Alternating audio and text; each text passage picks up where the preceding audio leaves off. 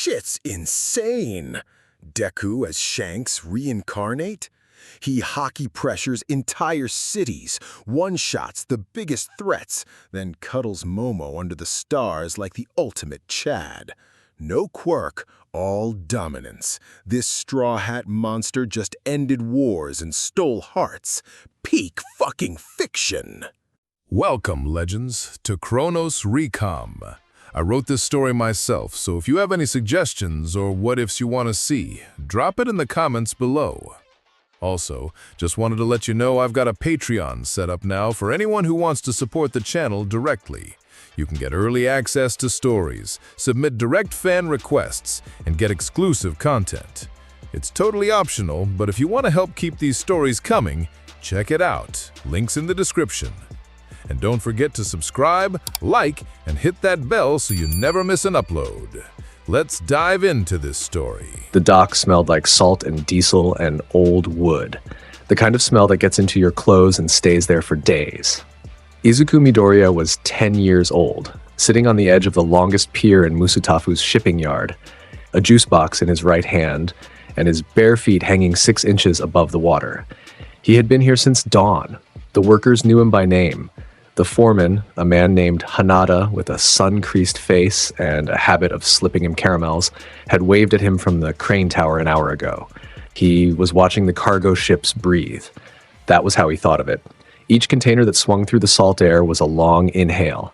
Each one that thumped down into the holding rows was an exhale. He had seen oceans in his sleep for as long as he could remember. Big ones. Wider than any sea map his mother had ever shown him. He had felt the deck of a ship beneath his feet in dreams so vivid that, on the days he woke up landlocked, the disappointment lasted until breakfast. He was quirkless, the doctors had said. He had walked out of that office at age 4 and decided the doctors were wrong, although he kept that decision to himself. The warmth that lived under his skin was something. The way certain dogs would freeze when he passed and then lower their heads as if remembering an old loyalty was something. The dreams of red hair and a missing arm and a flag with a skull and crossed swords were something. He just lacked the words for any of it yet. The boy beside him was Kota Izumi, 6 years old. Hat too big for his head, knees scraped from running. Kota's aunt had brought him to the docks to deliver paperwork to the office, and Kota had wandered off the way 6-year-olds do. He had spotted Izuku sitting on the pier and decided this older boy with the dark green hair looked safer than going back to find his aunt. He sat down beside him without asking, and Izuku had offered him half the juice box and asked what his name was, and that had been 20 minutes ago. "I want to be a hero," Kota said, kicking his small heels against the dock pile. "Yeah?"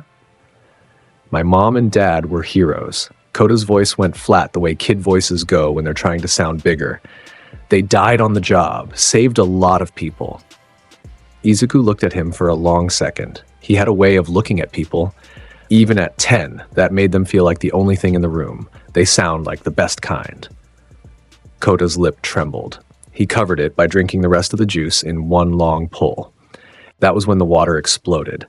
The thing came up from beneath the pier so fast that the splash hit the cargo office windows 300 meters away.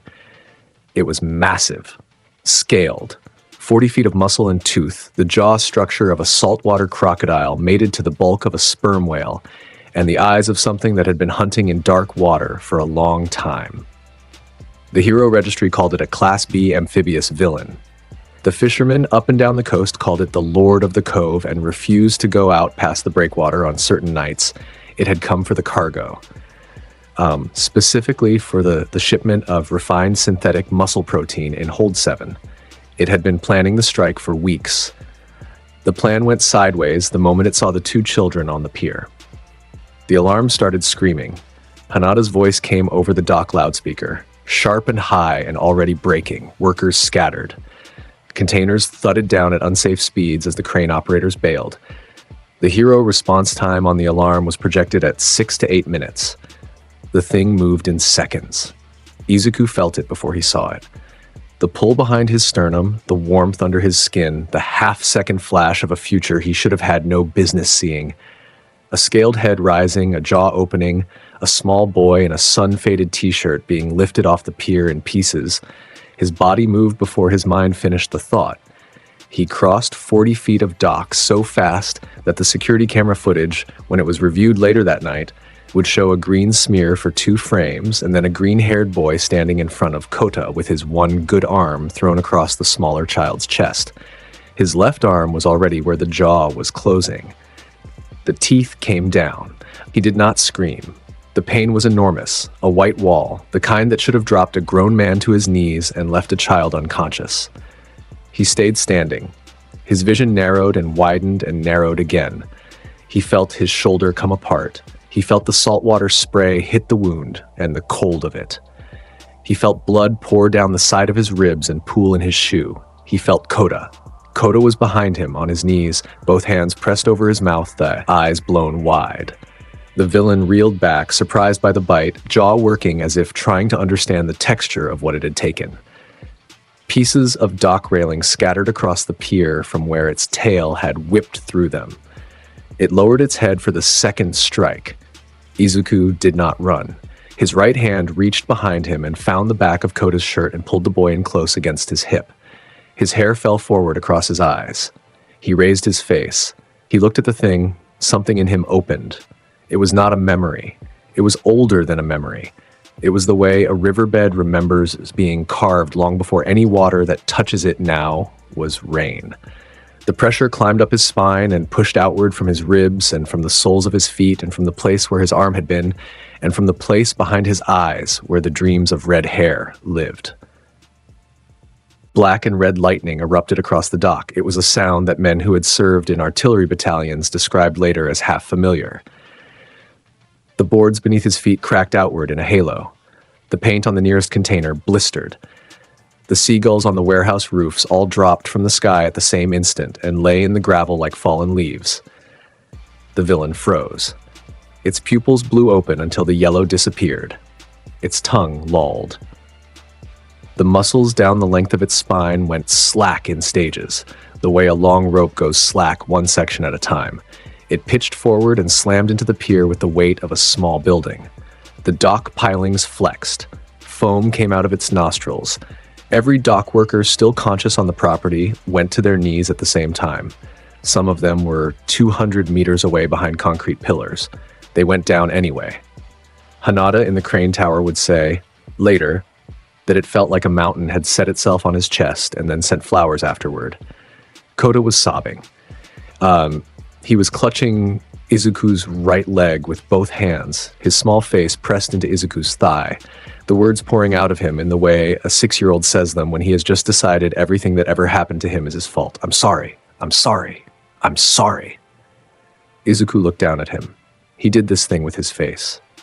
The shift was so small it should have been impossible to register, but Kota felt it.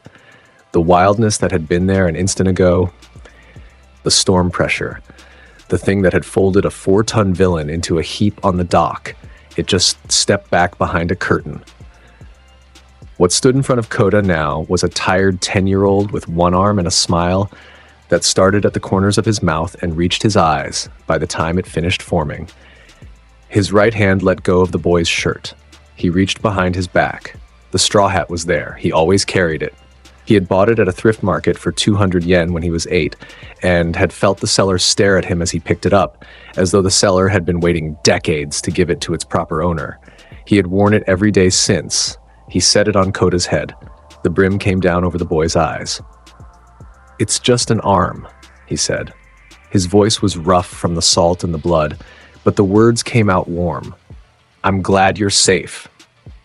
Then his knees gave out, and he sat down on the dock, and he leaned back against the broken railing and looked up at the sky and asked nobody in particular if a person could die of disappointment because he had not finished his juice.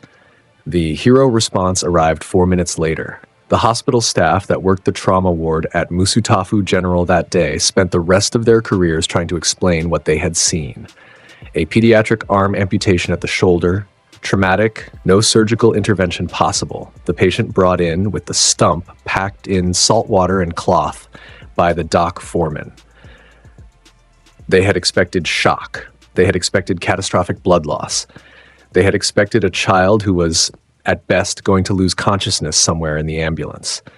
What they got was a 10-year-old who walked in under his own power on the strength of an arm that was, by the medic's measurement, the only one he had, and asked them if the cafeteria was still serving rice because he had missed lunch. He was stable through the entire intake. His blood pressure should have been bottoming out. It held. His core temperature should have been crashing. It stayed. The cardiac monitor, when they finally got him into a bed, showed a resting heart rate of 54 beats a minute. The intake doctor, a woman who had worked emergency rooms for 19 years, looked at the chart and at the boy and said, "What are you?"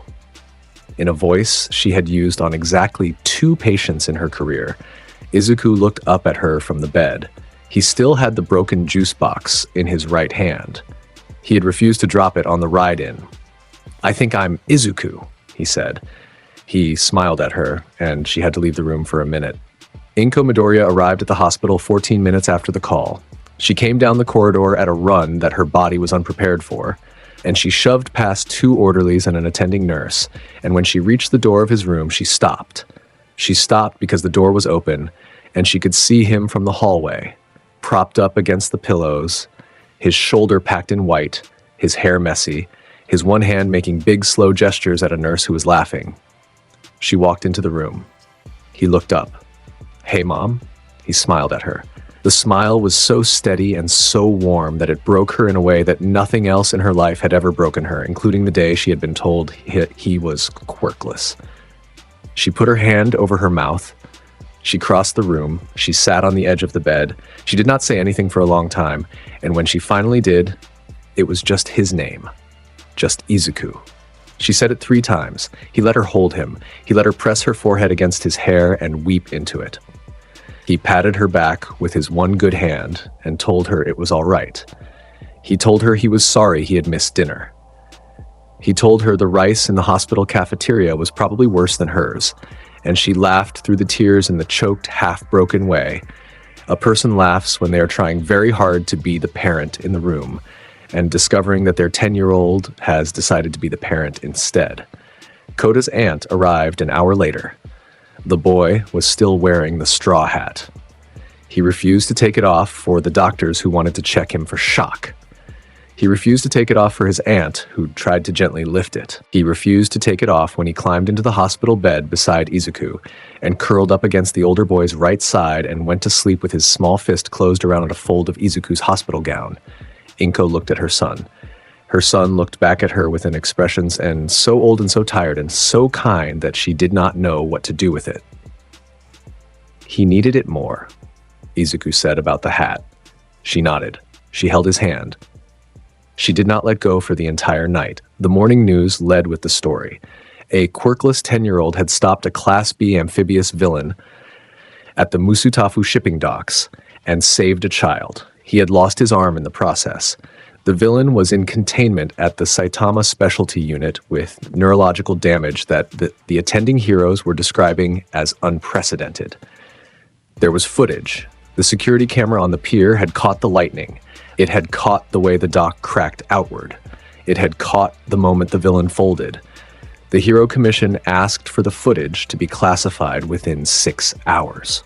The classification request was denied by the local police department, which had its own questions about jurisdiction. By the time the matter was sorted out, 3 different news outlets had screen captured the lightning frame and the image was loose on the internet. Nobody could explain what the lightning was. It would be 5 years before anyone with a position of real authority in the Hero Society of Japan started asking the right kind of question. By that time, Izuku Midoriya was 15, and he was already walking through the gates of UA High School. He spent those 5 years training. The mornings started at 4. The roof of the apartment building was empty at that hour. The sky over Musutafu was the color of a bruise that had not yet decided what it wanted to be. He went up there with the saber. The saber had come to him on the day he turned 11. It had arrived in a wooden case, hand-delivered by an old man with a long face and a tattoo of an anchor on the back of his hand. The old man had said nothing about who sent it. He had bowed once, set the case down on the apartment doorstep, and walked away. Inside the case had been a single-edged blade of an art and weight that no modern smith made anymore, wrapped in oilcloth with a sheath of red lacquered wood. There was a folded note inside. The note said, "The hand finds the tool when the tool remembers the hand." Inko had wanted to call the police. Izuku had picked up the blade and his shoulders had relaxed in a way she had not seen since the dock. He had looked at her. He had said, "It's mine." She had let him keep it. He learned to use it with one arm. He invented his own forms. He used the apartment roof and the abandoned lot behind the 7-story building on Maple Street and the public training field that the city had set up for licensed Quirk users and that nobody ever checked because Izuku was Quirkless and his presence triggered no alarms. He moved through stances that nobody had taught him and that his body knew anyway. He swung the blade in patterns that he saw sometimes in the half-second before he woke up. The haki came along with the forms. He did not have a word for it. He felt the pressure climb when he pushed himself hard enough. He felt the way his blade started to coat in something dark, something that hardened when it met the broken concrete blocks he used as practice targets, something that cut cleaner than the edge alone could account for. He felt the way his awareness, on the days he was patient with it, would open outward in slow rings until he could feel every animal in the building below him, every neighbor turning over in their sleep, every taxi idling at the curb 3 blocks over. He learned to pull it back in. He learned not to let it leak. He learned to keep the lightning underneath his skin where it belonged on the days he went to school, and to let it out in measured doses on the roof in the dark before dawn. Kota came over on weekends. He brought the straw hat in a backpack and tried to give it back. Izuku set it on the kid's head and told him to hold on to it a little longer. Kota, by the time he was 11, had stopped trying. He brought the hat anyway. He kept it in a glass case in his room when he was not wearing it.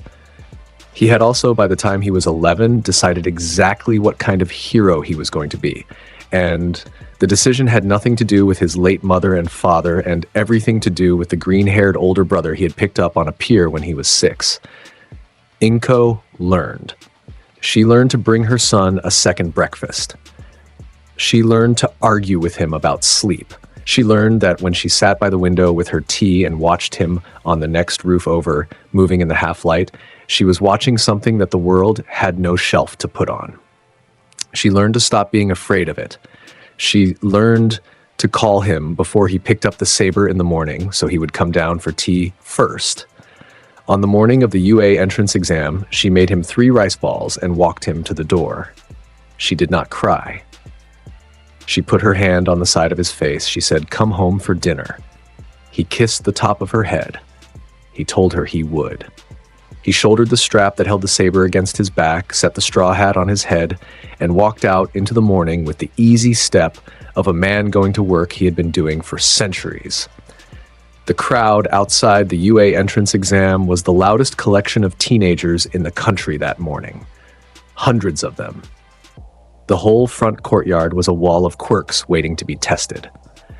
There were students with crystals growing out of their forearms, and students with feathers, and students who had brought their own portable cooling devices because their bodies ran hot. The energy was the energy of people about to fight for one of the most contested 15-year-old futures the country offered. Izuku stood near the back and ate one of his rice balls. The crowd moved around him in a soft way that nobody in the crowd consciously registered. 3 people who tried to walk in straight lines through the spot he was occupying ended up taking small, unconscious detours. 2 girls with long hair, gossiping, drifted into a wider arc when they came near him. A boy with a quirk that bristled the air around him with static electricity passed within a meter of him and felt the static go flat against his skin and looked around for the source and could not find it. Mashiro Ojiro was standing 12 meters off to Izuku's left, holding his tail in one hand the way a person holds something that is going to embarrass them. He was breathing too fast. He kept glancing at the gates. He kept glancing at the other applicants and seeing in each one a quirk that looked more useful in combat than a tail. Meizo Shoji was standing 2 meters off from Ojiro. Shoji's 6 arms were folded across his chest. He had pulled his mask up over the lower half of his face. He had been told he looked aggressive in public. He had decided, after enough years of being told it, that the simplest answer was to give people fewer reasons to see his face. Both of them flinched when they felt the hand land on their shoulders.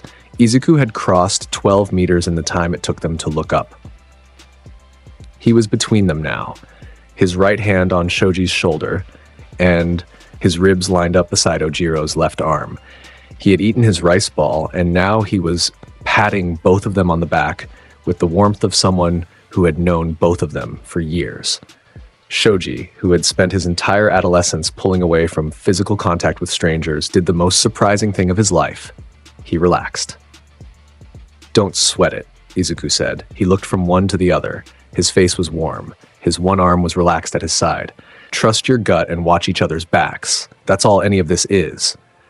Ojiro blinked. Shoji blinked. "Who?" Ojiro said. "Are you?" "Izuku Midoriya." He tipped the brim of the straw hat. "Good luck. Find me after, all right? I want to hear how it went." He stepped away. The gates opened 30 seconds later. Present Mike's voice came through the loudspeakers like a wave breaking. Izuku, who had been at the back of the crowd, was somehow already through the gates by the time the second wave of applicants started to move. Shoji and Ojiro looked at each other. Neither of them had seen him walk forward. The exam ground had been built to mimic an urban combat zone. Faux skyscrapers, intersection streets, alley networks, 3 different terrain zones bleeding into each other. The robots came out of designated spawn points. 1-pointers, 2-pointers, 3-pointers. The students fanned out, screaming, smoking, freezing, exploding, making themselves known to whatever evaluator might be watching. Katsuki Bakugo's explosions were already audible from 2 zones over. Shoto Todoroki had iced a quarter of the 3rd zone before the timer hit the 1-minute mark. Momo Yaoyorozu had created a cannon and was systematically dismantling robots with a serenity that drew quiet attention from the control room. Izuku walked. He walked at the speed of a man taking a tour.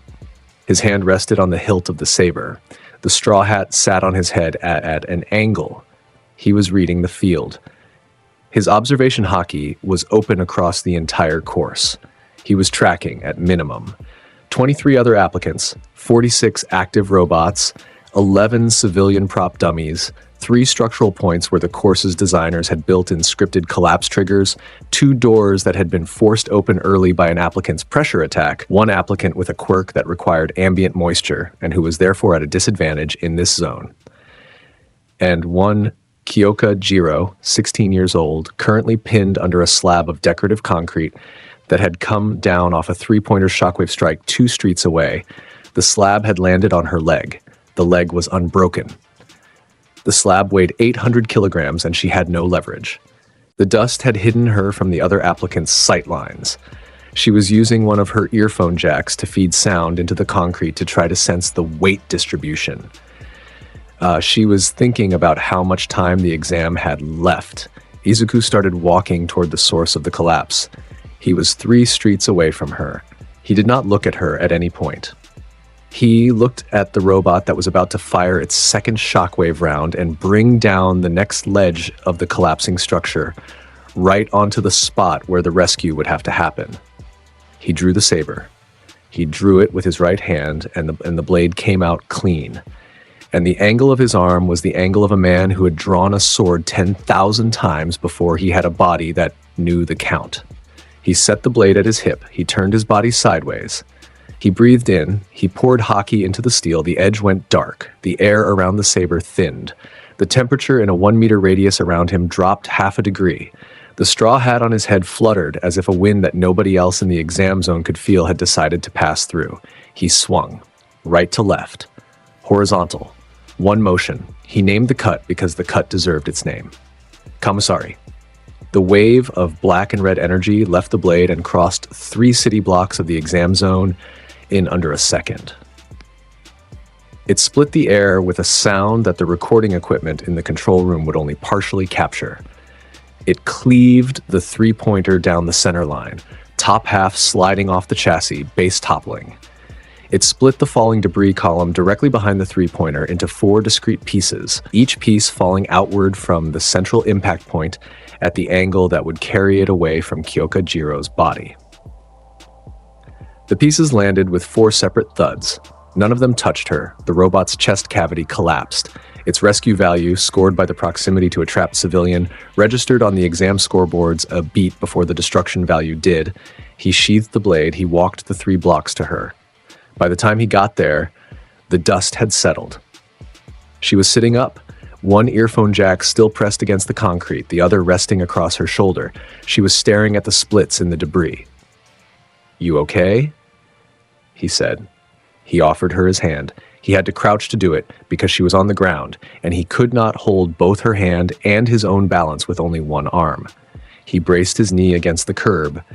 She took the hand. He pulled her up. Her leg was a little numb. She tested her weight on it. "How did you do that?" she said. It was not really a question.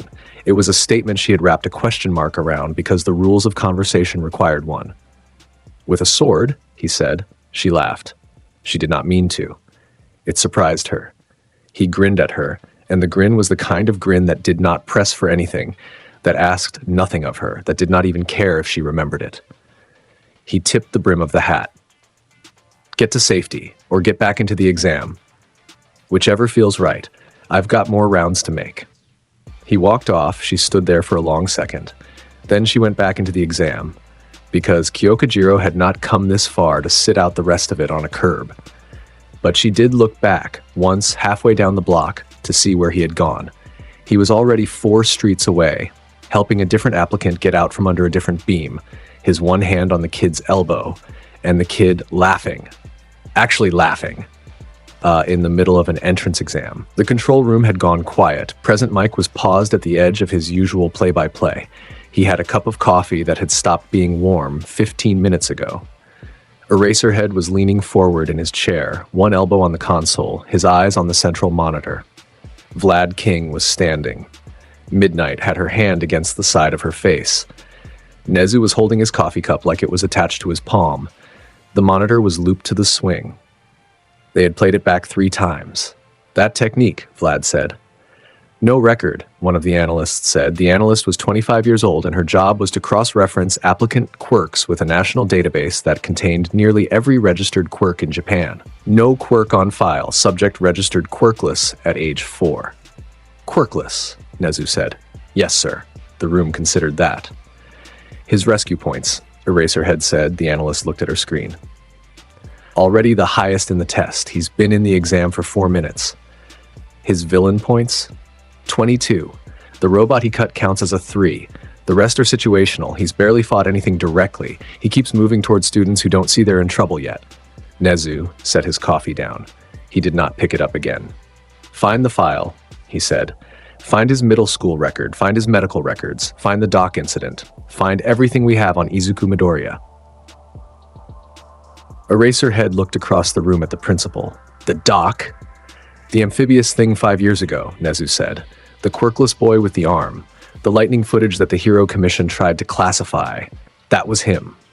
The room was quiet. On the monitor, Izuku was helping an applicant named Mineta out of a culvert. The boy was crying. Izuku was laughing at something the boy had said. He patted his head and pointed him toward the rendezvous flag. "Get me his entire history," Nezu said, "by tomorrow morning."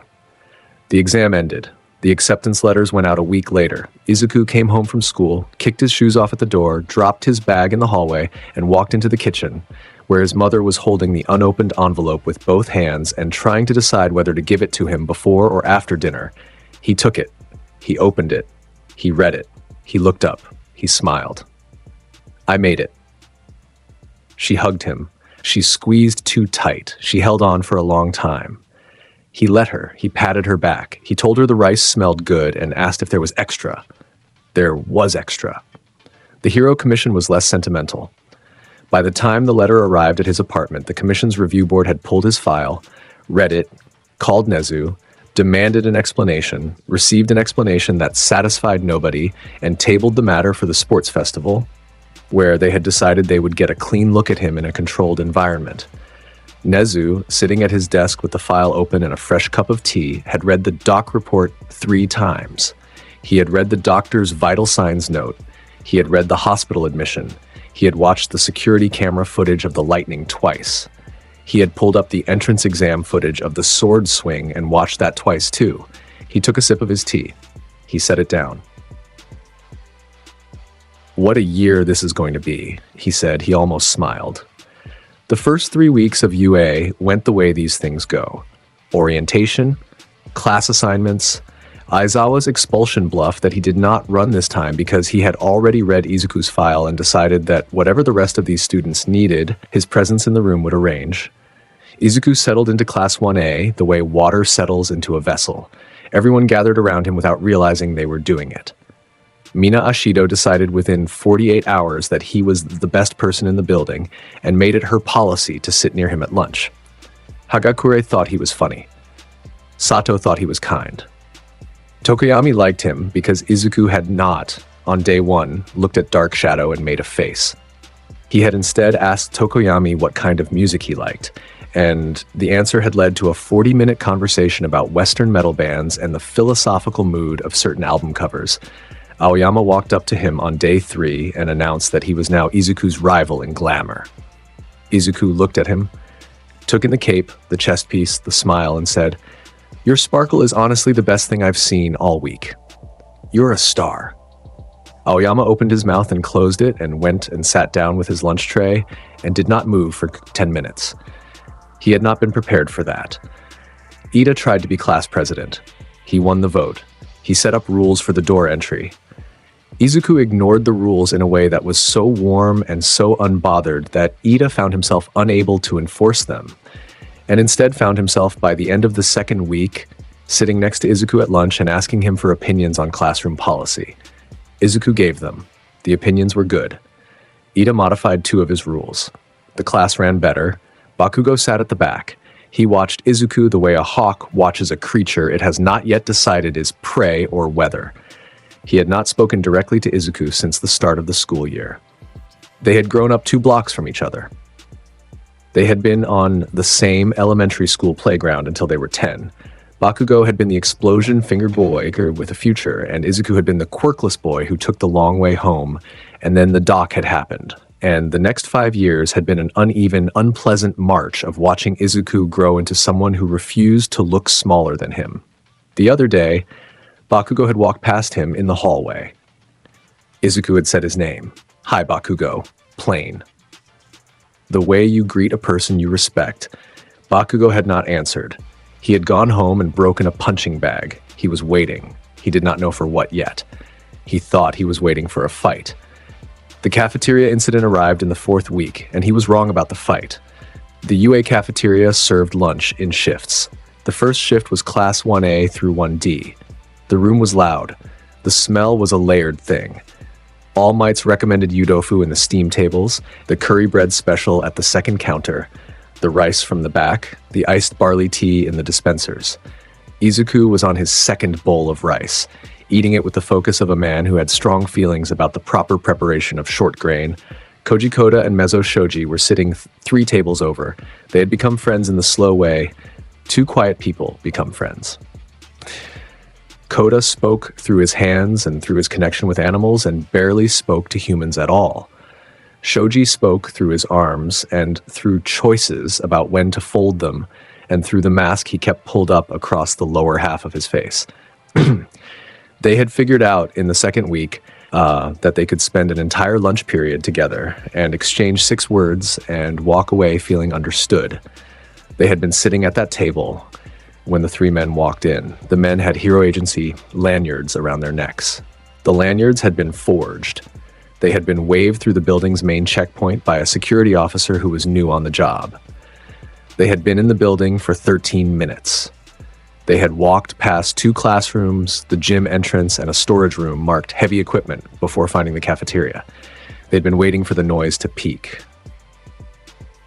They had been waiting for the moment when the nearest patrolling teacher was on the other side of the building. They walked up to the table where Koda and Shoji were sitting. The lead had a coat that hung wrong because of what was in the inside pocket. He stopped on the table's far side. He looked at Shoji's arms. He looked at Koda's broad, pebbled brow. He spoke in a voice that was meant to carry just far enough to make sure the nearest tables heard it. Freaks like you shouldn't be heroes. The noise in the cafeteria did not drop at once. It dropped in rings, the way a stone hits water. Conversation collapsed at the closest tables first. Then the tables behind them. Then the next layer. Shoji had stood up. He had moved one of his appendages between Koda and the lead man. He had not yet said anything. Two of his arms had formed mouths, and the mouths were open, but he had not committed to speech yet because he was watching the inside of the man's coat. The man had not finished what he was here to do. The man took the gun out of his coat. It was a support tech firearm. Illegal civilian model. Engineered for piercing impact-resistant armor. The barrel found Koda's temple and pressed against it. Koda did not move. His broad face had gone still in the way prey animals go still. His large hands were palms flat on the table. The second man and the third man positioned themselves on either side of the lead. They did not draw their own weapons yet. They were waiting to see how the cafeteria reacted. The cafeteria's reaction was that the noise was almost completely gone. The last conversation died at the far end of the room. The wash of voices fell off into a hush that the cafeteria had never had a sound profile for, even at 3 a.m. when it was empty. 300 students sat very still. The lead man cleared his throat. He had a speech ready. He started to give it. He was 8 syllables in when he noticed that the body heat of a person was suddenly directly next to him. Izuku Midoriya was standing at his left elbow. Izuku had been at his own table on the other side of the cafeteria, 60 feet away, 4 seconds earlier.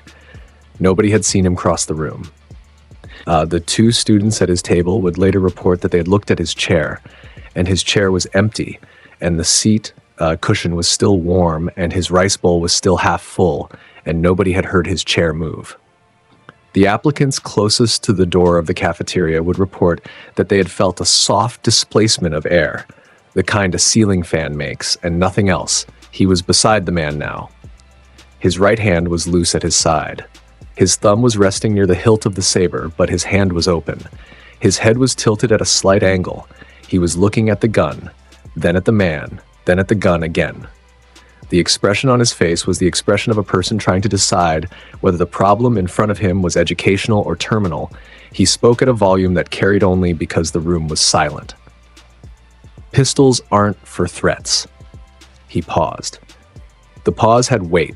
The pause had the weight of every conversation that had ended this way, and that he was tired of having. They're for actions. The man jerked. He had not seen Izuku arrive.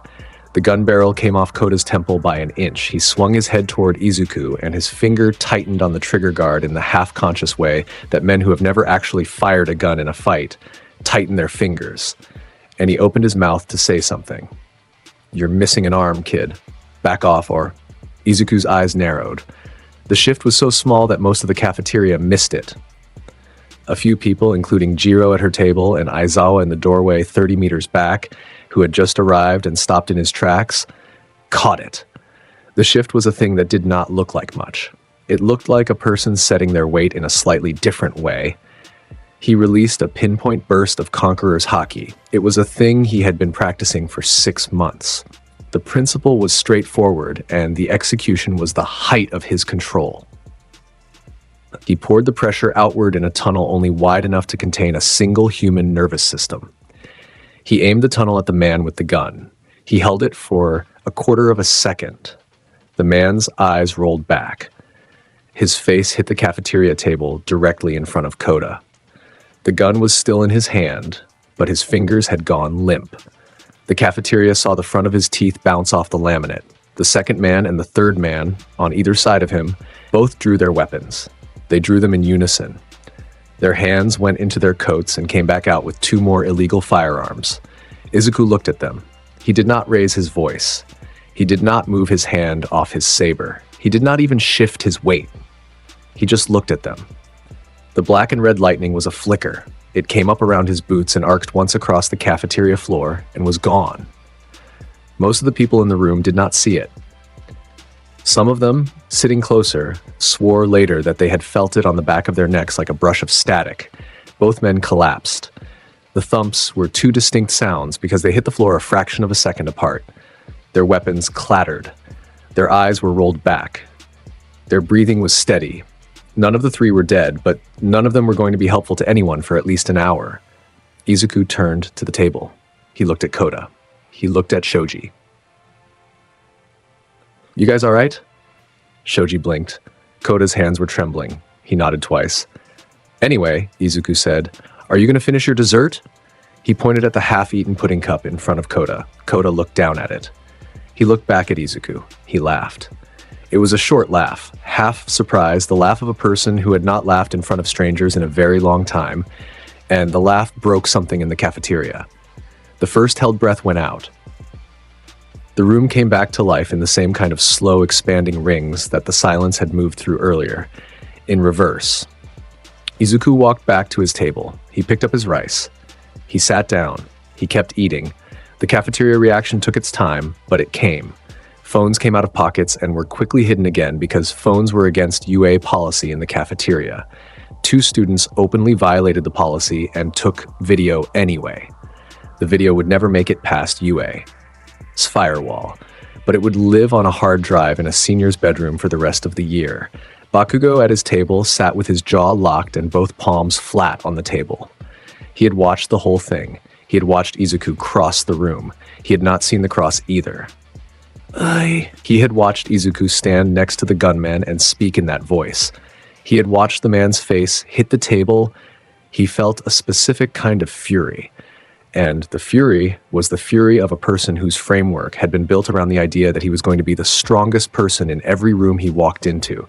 And the framework had now been refuted by lived evidence 3 weeks in a row. He wanted to yell. He did not yell. He sat there with his jaw set.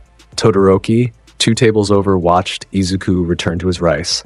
His face did the thing it did when something interested him, which was the smallest, slowest opening at the corner of his good eye. He was thinking. He was thinking that whatever the green-haired boy was, the green-haired boy was not quirkless in any sense of the term that anyone in this room understood. Mina was buzzing. She was actively vibrating in her seat. She turned to Sero. She turned to Kirishima. She said the word okay 3 times in a row in a voice that climbed every time she said it. Ida stood up to do something about the situation and then sat back down because Izuku had already done it. Jiro looked at her food. She had not eaten anything in 3 minutes. She had recognized Izuku the moment she had been pulled out from under the slab in the exam. She had not said so. She did not announce things. She watched him pick up his rice and chew it the way a person chews when there's nothing else in the world to think about, and something in her chest tightened in a way she had no plan for. Aizawa walked across the cafeteria. He stepped over the 3 unconscious men. He stopped at Izuku's table. He looked down at him. "What did you use?" he said. Izuku looked up. He smiled. He swallowed his rice. "Presents," he said. Aizawa looked at him for a long second. Then he nodded just once and walked away. In the hallway, he stopped at his locker, pulled out his tablet, and updated his confidential assessment file on Izuku Midoriya. The file already contained 3 observations. He added a 4th. It said, "Treat as faculty." He shut the laptop. He went to find security and explain how 3 armed men had walked into his school. The USJ trip came the following week. The bus ride was loud. Class 1A was, by this point, fully a thing, and the thing rode buses with the kind of energy that bus drivers retire to escape. Mina was singing. Sero was singing along. Kaminari was eating a 3rd granola bar. Tokoyami was sitting 2 rows behind Izuku, his head tilted slightly toward the window, his eyes closed. Izuku was sitting across from 13. He had pulled the straw hat down over his eyes for the ride. His saber was sheathed at his hip. He was eating an apple. He was asking 13 what their favorite rescue scenario was, and 13, who had been preparing for the day with a kind of professional excitement that they rarely got to share, was answering at length. Aizawa was asleep against the window. Ida tried to keep order on the bus. He was largely unsuccessful. He had given up and was now sitting with his arms folded across his chest, looking out the front, like a person on a tour bus who had decided to enjoy the trip in spite of his fellow passengers. The bus pulled up to the USJ Dome. They went in. 13 gave their welcome speech. The class fanned out into the lobby. Aizawa stood with his hands in his pockets and his eyes lazy. The portal opened in the middle of the plaza. It opened with a sound that was wrong. It was the sound of a substance that should not exist coming through a hole in the air that should not be there. The dark fog poured outward from a point, expanded, and resolved itself into the shape of a man with no face, only mist, with 2 yellow points where eyes should be. Around him, in expanding numbers, villains were stepping through the portal in groups of 3 and 4. Shigaraki was the last out. He came through with his hands in his pockets and the wax-pale fingers across his face, and the bored, dead-eyed expression of a person who had decided long ago that the world was something that needed to be unmade. The Nomu came through after him, tall and gray and slow-walking, its bird skull face an engineered horror. The crowd was 40 or 50 villains across the plaza by the time the portal closed. Aizawa moved before the count finished. He pulled his goggles down. He stepped off the staircase. He was at full speed by the time he hit the floor of the plaza, and the lower-tier villains went down hard and fast in clean groupings, in the way Eraserhead did this kind of work. He was extraordinary at it. The class on the staircase was watching their teacher take apart a small army in real time, and feeling proud and frightened at the same time. Kurogiri turned his attention to the staircase. The mist expanded. "Apologies," Kurogiri said, "but we have orders to scatter you." The warp gate engulfed the class. Izuku felt it pull at him. He felt Tokoyami beside him being pulled with him. He let it take them. He could have resisted. He sensed the warp structure with Observation Haki and could read its seams. But he let it take them, because he had already read the rest of the plaza, and he knew where Aizawa was going to be in 2 minutes. And he knew where the class needed him to be in 5. The mist closed around him. He and Tokoyami came down in the squall zone. The squall zone was a vertical chamber the size of a sports stadium. Wind shafts ran upward at variable speeds. Narrow platforms studded the walls. Visibility was poor. The air was full of churning gray cloud banks that hid the platforms from each other. The USJ had built the zone for advanced rescue training in unstable atmospheric conditions. It was a hard scenario for any student. For Izuku, with his observation haki, reading the wind shafts as voices and the platform vibrations as a kind of low hum, it was just loud. Tokoyami landed on a platform 6 meters to Izuku's left. He landed badly. He was disoriented from the warp. He stumbled to his knees and put both hands down to keep from falling off the edge. The villains in the squall zone, 4 of them, were already moving. They were prepared for the zone. They had grappling lines. They were closing in. Tokoyami stood up. Dark shadow came out of his back at full size. The entity was supposed to grow stronger in low-light conditions, and this zone was nearly dark, and the entity was already larger than Tokoyami had ever let it get in a class exercise. The first villain reached the platform. Dark shadow ate the man. It was the simplest way to describe it. The villain came at Tokoyami with a knife, and Dark Shadow opened in front of him and engulfed him, and the man was inside the entity, screaming. And then Dark Shadow pulled back, and the man was lying on the platform, unconscious, with rake marks across his chest. Tokoyami stumbled back. His face went pale. The wind in the zone shifted and the cloud bank thickened. The light dropped. Dark Shadow swelled. The second villain reached the platform. Dark Shadow took him too. The entity was bigger now. Its outline had stopped being recognizable. It was 30 feet tall. It had 4 mouths. Tokoyami, Tokoyami said. He was talking to himself. He was trying to use his own name as a tether. Tokoyami, Tokoyami, listen. His voice was thinning. He could feel it. He could feel his own awareness starting to slip behind the edge of the entity's hunger. Dark Shadow lashed out. One of its tendrils whipped sideways and cracked through the support of a platform 6 meters off. The platform fell. The entity made a sound that was the sound of something with no voice trying to roar. Izuku jumped from his own platform onto Tokoyami's. He landed in 2 feet. He did not slide. He walked into the storm of the entity. A tendril hit his cheek and cut a thin line of red across the skin, and he did not stop. He walked into the heart of the dark and laid his right hand on Tokoyami's shoulder. "Calm down," he said. He said it at the volume only Tokoyami could hear. He let the haki out. Conqueror's haki, slow, warm, dense. He did not aim it like a tunnel. He aimed it as a pressure that wrapped them both. The pressure said, "You are allowed to stop." Dark Shadow reacted the way a large animal reacts to a larger predator that is standing still. The entity shrank, its four mouths closed. The 30 feet collapsed inward into 10, into 5, into the shape it was supposed to be. The wind in the zone steadied. The light came back up. The platform under their feet stopped vibrating. Tokoyami gasped. His vision cleared. He looked at Izuku. His face was wet with sweat. Izuku was still standing beside him. Hand on his shoulder, hat slightly knocked off center from the impact of the cheek cut. He smiled at him. "You're in there. I can feel it. You always are." He stepped back and tipped his head toward the central plaza. "Let's go." They left the squall zone together. Dark Shadow went back into Tokoyami's body without protest. The two remaining villains in the zone, having watched the entire exchange from cover, made the choice to remain in cover and were found there an hour later by Eraserhead's recovery team. The plaza had become the kind of scene that the cleanup crew at UA would talk about for years. Aizawa was down. He was on his back. Shigaraki was crouched over him with the spread hand inches above his face. Shigaraki was talking.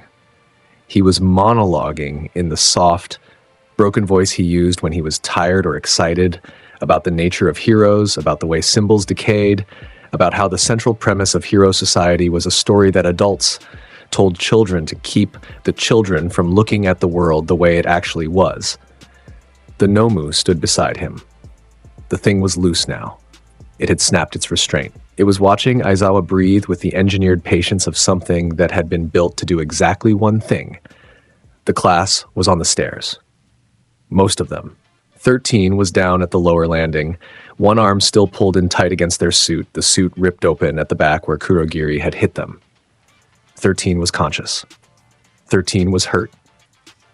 The class watched their teacher bleed on the floor. The temperature of the class changed. There is a temperature that classes have. It is the temperature of how a group of 15-year-olds feels in their bodies when they are scared. It dropped. It dropped all the way down. Ida had stopped giving orders. Bakugo was at the front of the staircase with his palms popping in small detonations and his teeth set. Kirishima had his fists hardened. Todoroki had ice frosting up his right side. Momo was sweating from the effort of producing something useful and the panic of having too many options. The fear was on every face.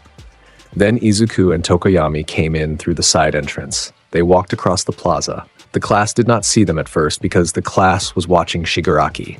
Shigaraki did not see them at first because Shigaraki was talking. The Nomu did not see them at all because the Nomu's eyes were on Aizawa. Izuku stopped at the edge of the plaza. He looked at all of it. He looked at his teacher on the floor. He looked at the engineered thing standing over his teacher. He looked at the man with the wax fingers on his face.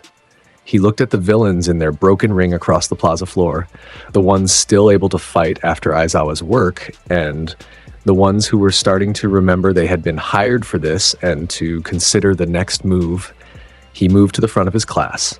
He did this without saying anything. He walked past Ida, past Bakugo, past Kirishima, past the front rank of his classmates, and he stopped 2 meters in front of them, between them and the villains, and he stood there with one arm and a saber that had not been drawn, and a straw hat on his head.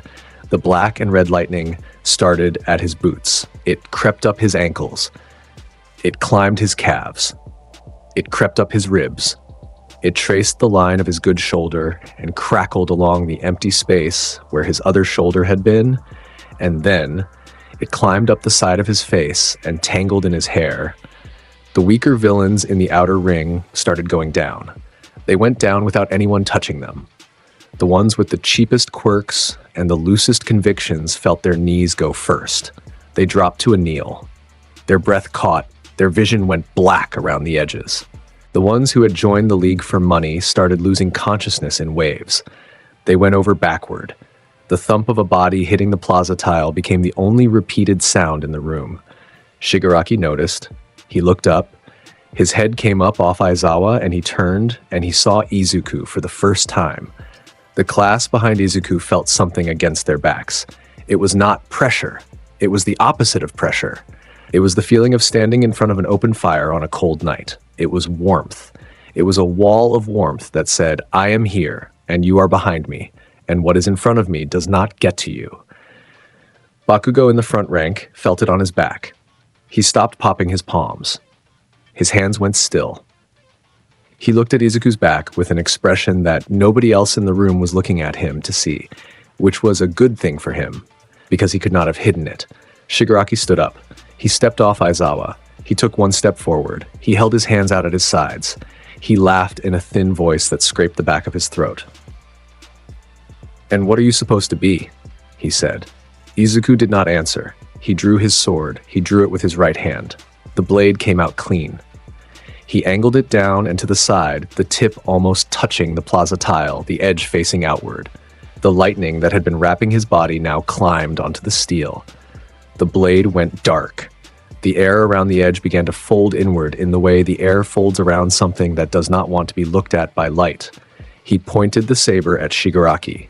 He smiled. It was the warm smile, the same one he gave to Mina at lunch and to Ida in the hallway and to the cashier at the convenience store. The same smile with the lightning climbing his face. "If you want to fight," he said, "bring it on. We'll be your opponents." The class behind him made a sound. It was a collective sound. It was the sound of 15-year-olds who, 2 seconds ago, had been afraid for their teacher, hearing the word "we" and deciding in unison that they were no longer afraid. Bakugo's hands started popping again. Kirishima's knuckles tightened. Todoroki's ice climbed higher up his side. Momo's hand moved to her thigh and a steel bow staff began to extrude from her skin. Ida's engines started spinning at the back of his calves. Shigaraki snapped his fingers. The Nomu charged. The thing moved fast. The class could not track the launch. The plaza tiles under its feet shattered in a single concussive thump, and then the Nomu was at half distance, and then it was at quarter distance, and then its fist was coming down on Izuku with the engineered force of something that had been built to break All Might. Izuku raised his saber. He poured Haki into the blade. He went past armament. From he poured something else into the steel. A higher application. The application that the Conqueror's part of the soul was able to do when the wielder was the kind of wielder who could braid the 3 colors of Haki together. The blade did not just darken. It shifted. The black on the steel ran red at the edges. Lightning wrapped the spine of the blade from the guard to the tip. The air around the edge compressed.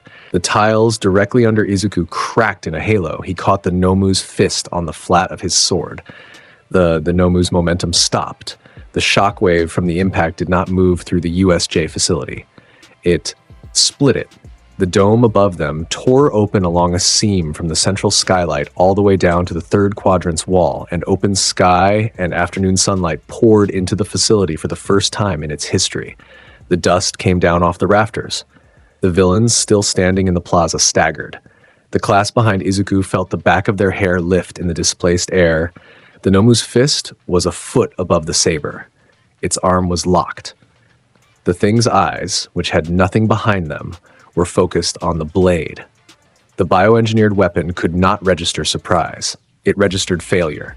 Its forward momentum had become a shockwave, and the shockwave had been redirected into the ceiling, and the engineered architecture of its body was undamaged and entirely unable to do its job, because the job had been to win this exchange, and the exchange was over. Izuku flicked his wrist. The Nomu went sideways. It crashed into the wall of the plaza 30 meters away. The wall cratered. The thing slid down the wall and tried to stand and made it halfway up and then stopped because Izuku had walked over to it and put the tip of the saber against the place under its chin where the skull thinned. "Stay there," Izuku said. The Nomu, against everything its engineering said it should do, stayed. Izuku turned around. Shigaraki had not moved. He had been standing in the same spot since the snap. He was looking at the Nomu against the wall. His head moved slowly back toward Izuku. The hand on his face slid down. The wax fingers came off his cheeks one by one and ended up at his sides. His face, underneath, was the face of a young man. It was the face of a young man who was looking at something he had no game theory for. Izuku looked at him. He did not approach. He did not raise the sword toward him. He just looked at him. "Walk away," Izuku said. His voice was warm. The warmth was the warmth he had used on Tokoyami. You don't get to do this today. Walk away and rebuild whatever you're trying to be. I'll see you again. Shigaraki opened his mouth. He closed it. The pro heroes were arriving. The plaza windows above were flooding with the silhouettes of Cementos, Ectoplasm, Vlad King, and the long, blue and yellow shape of All Might coming over the lip of the broken dome at a speed that the dome's structural engineers would have said was impossible if they had been there to measure it. Shigaraki took a step back. He took a second step. Kurogiri's portal opened behind him. "It's nothing worth getting mad over," Izuku said to him. He said it almost to himself. He said it like a thought he had had a long time ago and was repeating because the thought had been useful. Try a different way. Shigaraki stepped into the portal. The portal closed. The Nomu against the wall did not move. The blade was still under its jaw. All Might landed in the plaza like a thunderclap and looked at the scene and stopped. He looked at Izuku. He looked at the Nomu. He looked at the dome above him with the seam torn open all the way to sky. He looked at the class still on the stairs. He looked at Aizawa, who was sitting up with one hand pressed to his forehead and watching the whole thing with an expression of unreserved tiredness. Young man, All Might said. "Hi, Sensei," Izuku said. He sheathed the saber. He took 2 steps toward All Might. He stopped. He looked back at the Nomu against the wall. "It's not unconscious. The thing has no normal off switch. You'll want chains, the good kind, the kind they use for the Class S containment unit at Tartarus." All Might looked at him for a long second. "Yes," he said, "I will arrange that." The cleanup was loud and slow. The pro heroes processed the plaza. The remaining villains were rounded up. The class came down the staircase. Aizawa was lifted into a stretcher and protested all the way. Recovery Girl arrived.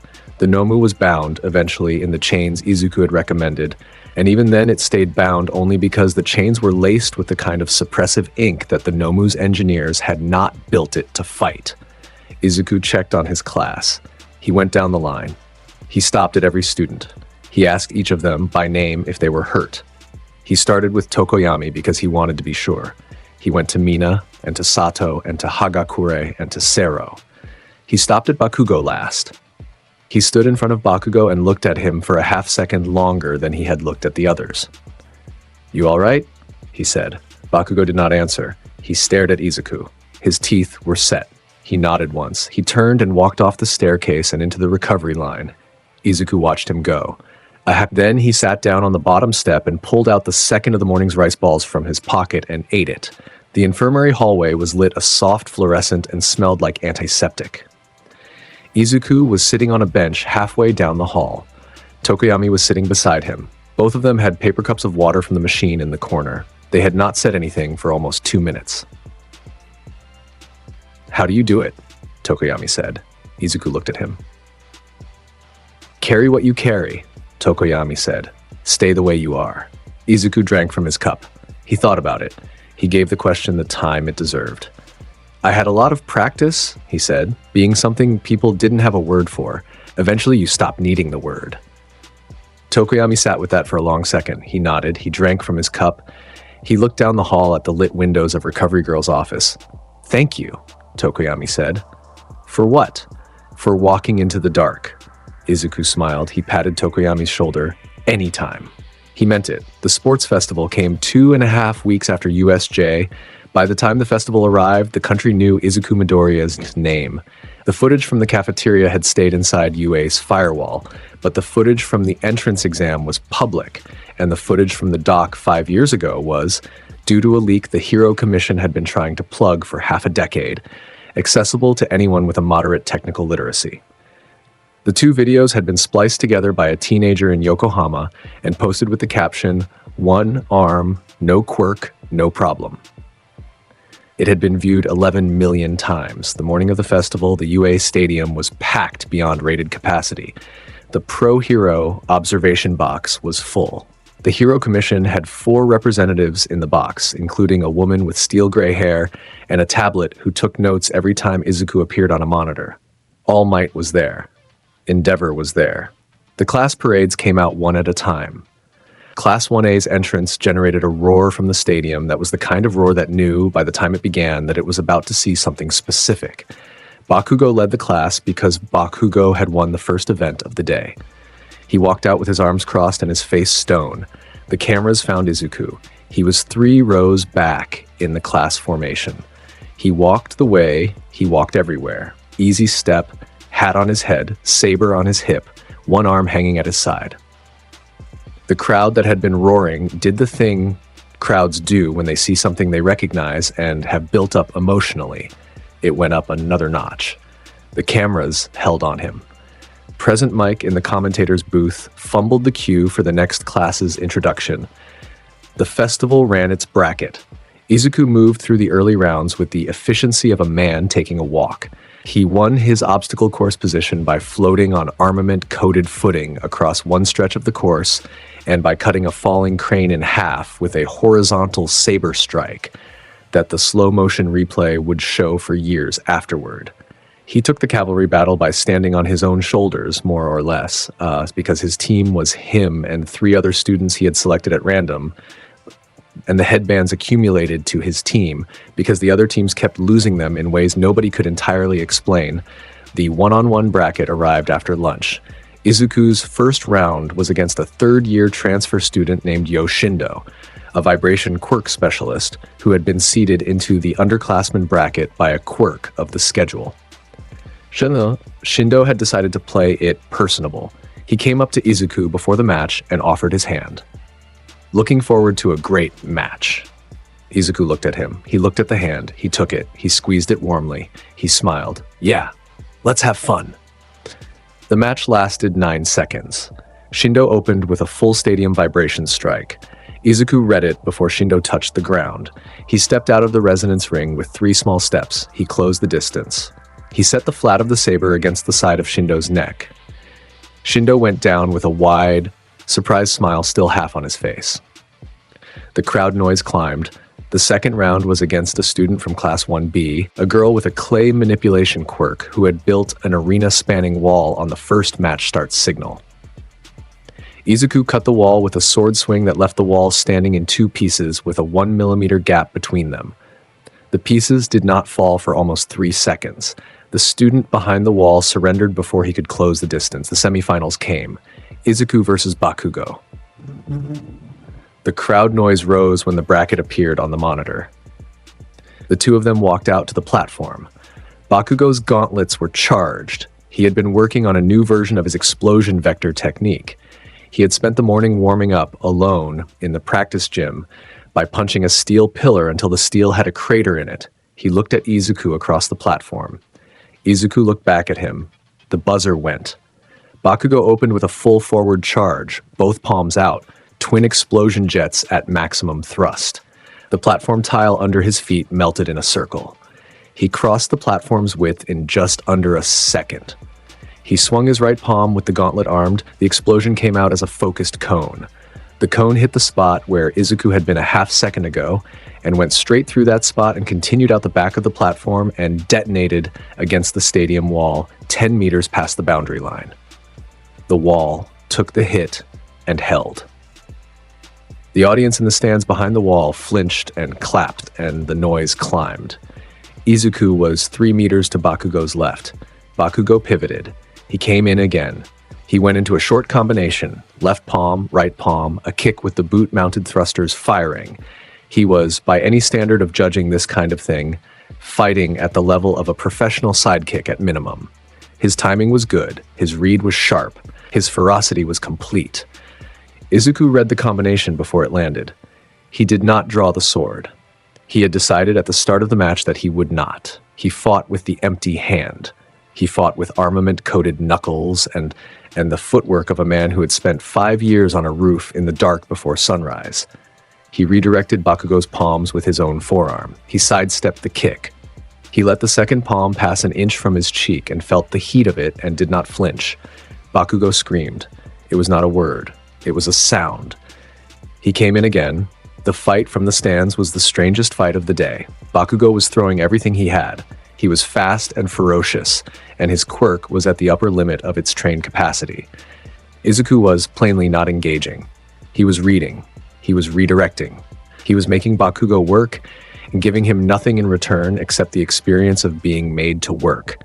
Bakugo went for the AP shot. He had been holding it for the right moment. He triggered the gauntlet's release, both hands cupped, both palms pressed together. The gauntlet's reservoir of accumulated sweat vented out in a single overwhelming detonation. The blast was the size of a building. The crowd gasped. The blast filled the platform. The cameras lost the feed for a half second. When the dust cleared, Izuku was standing 6 meters past where the blast had been, on the edge of the platform, the cloak around his shoulders flapping in the wind that the blast had pushed out. His hat was still on his head. His arm was still at his side. He had walked through the blast. The haki had been on his skin the whole time. The blast had broken across him like surf on a cliff. Bakugo, on his knees on the platform, was breathing hard. The gauntlet was empty. The smoke around him was still settling. He looked up. "Draw your sword," he screamed. "Fight me seriously." Izuku looked at him. He walked back across the platform. He stopped 2 meters from Bakugo. "I am fighting you seriously. Use the sword. The sword is for things that need cutting." Bakugo's eyes went wet. It happened before he could stop it. He had not cried in front of another person since he was 8 years old. He had not cried about something other than fury in his entire memory.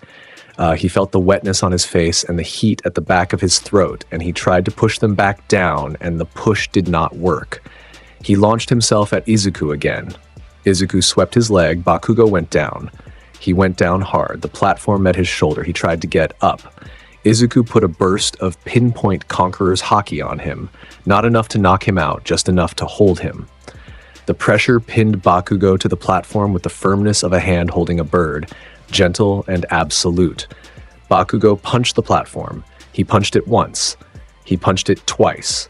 His eyes were wet. His teeth were set. His shoulders were heaving in the kind of way that a person's shoulders heave when the wall they have built around their own emotions has been pushed down by something on the other side of it. Izuku crouched beside him. He laid his hand on the side of Bakugo's head. The touch was gentle. The haki dropped. By experiencing both victory and defeat, he said, the stadium's noise dropped. The crowd could feel something was happening, even if they could not hear it yet. The microphones on the platform picked it up. Running away and shedding tears, a man will become a man. The stadium speakers broadcast the words. They went out across the cameras. They went out across the country. Izuku stood up. He stepped out of the boundary line. "Match," he said, looking at the referee. "I forfeit." The stadium was silent for 3 full seconds. Then it erupted. The crowd was on its feet. The Pro Hero observation box was on its feet. Some of the people in the box were on their feet for the wrong reason. They were trying to understand what they had just watched. A student had voluntarily conceded a guaranteed semifinal victory in the most watched event of the year. A student had stepped out of the boundary to give the person he had defeated a chance to walk away with what looked like a win. A student had crouched beside a furious classmate and given him an old man's piece of advice. Bakugo did not stand up for a minute. The referee tried to call him. Recovery Girl came out onto the platform. Bakugo waved her off with one hand. He sat up. He wiped his face with his palm. He looked at the spot where Izuku had been standing, and then he looked at the boundary line where Izuku had stepped out, and his expression did something nobody in the stadium had ever seen on his face before. It quieted. He stood up. He walked off the platform. He did not stay in the stands. He did not stay for the final round.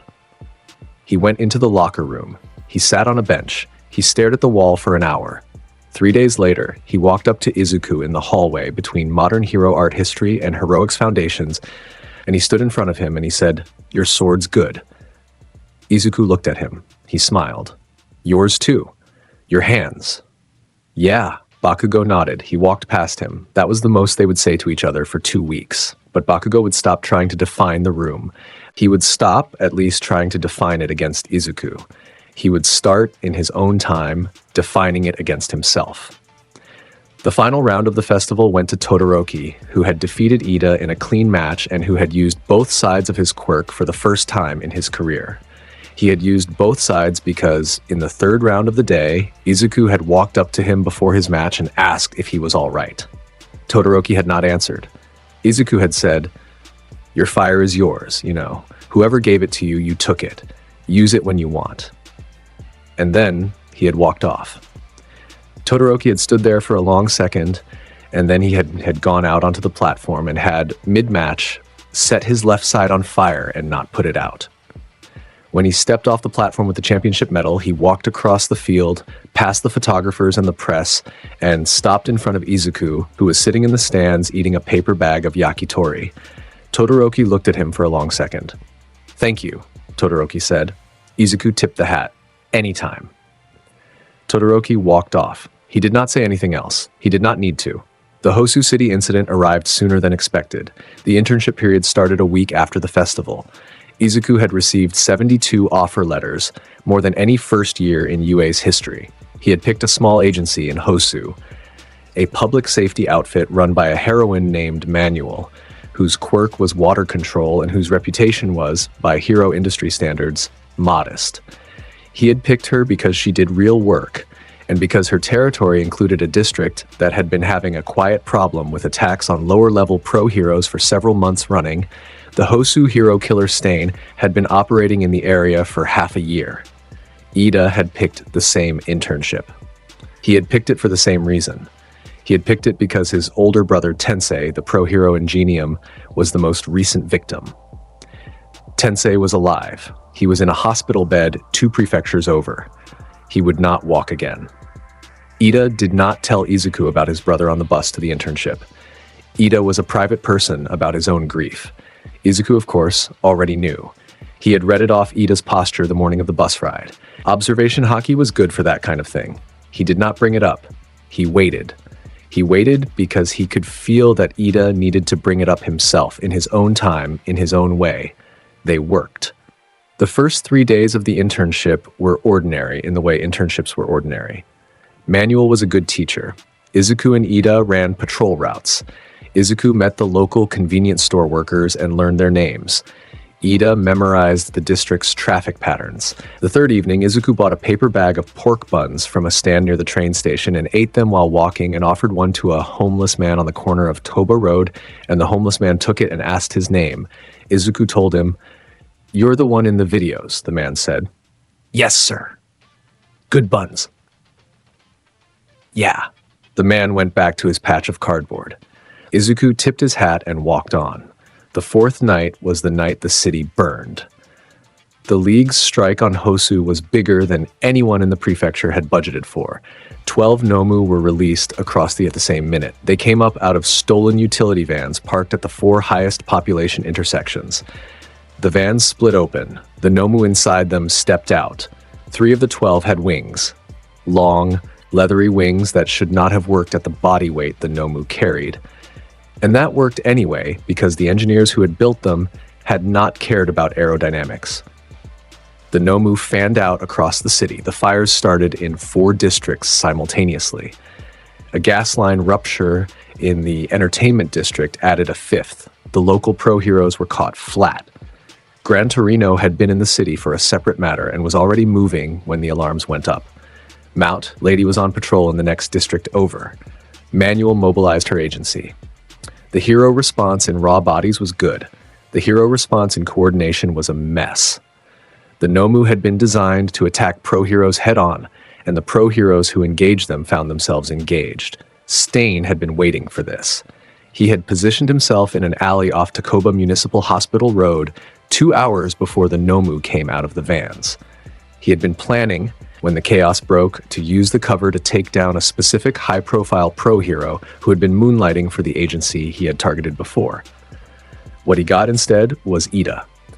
Ida arrived in the alley because Ida had been tracking Stain's movement patterns for weeks. Ida had figured out the alley about 10 minutes before Stain killed the wrong man.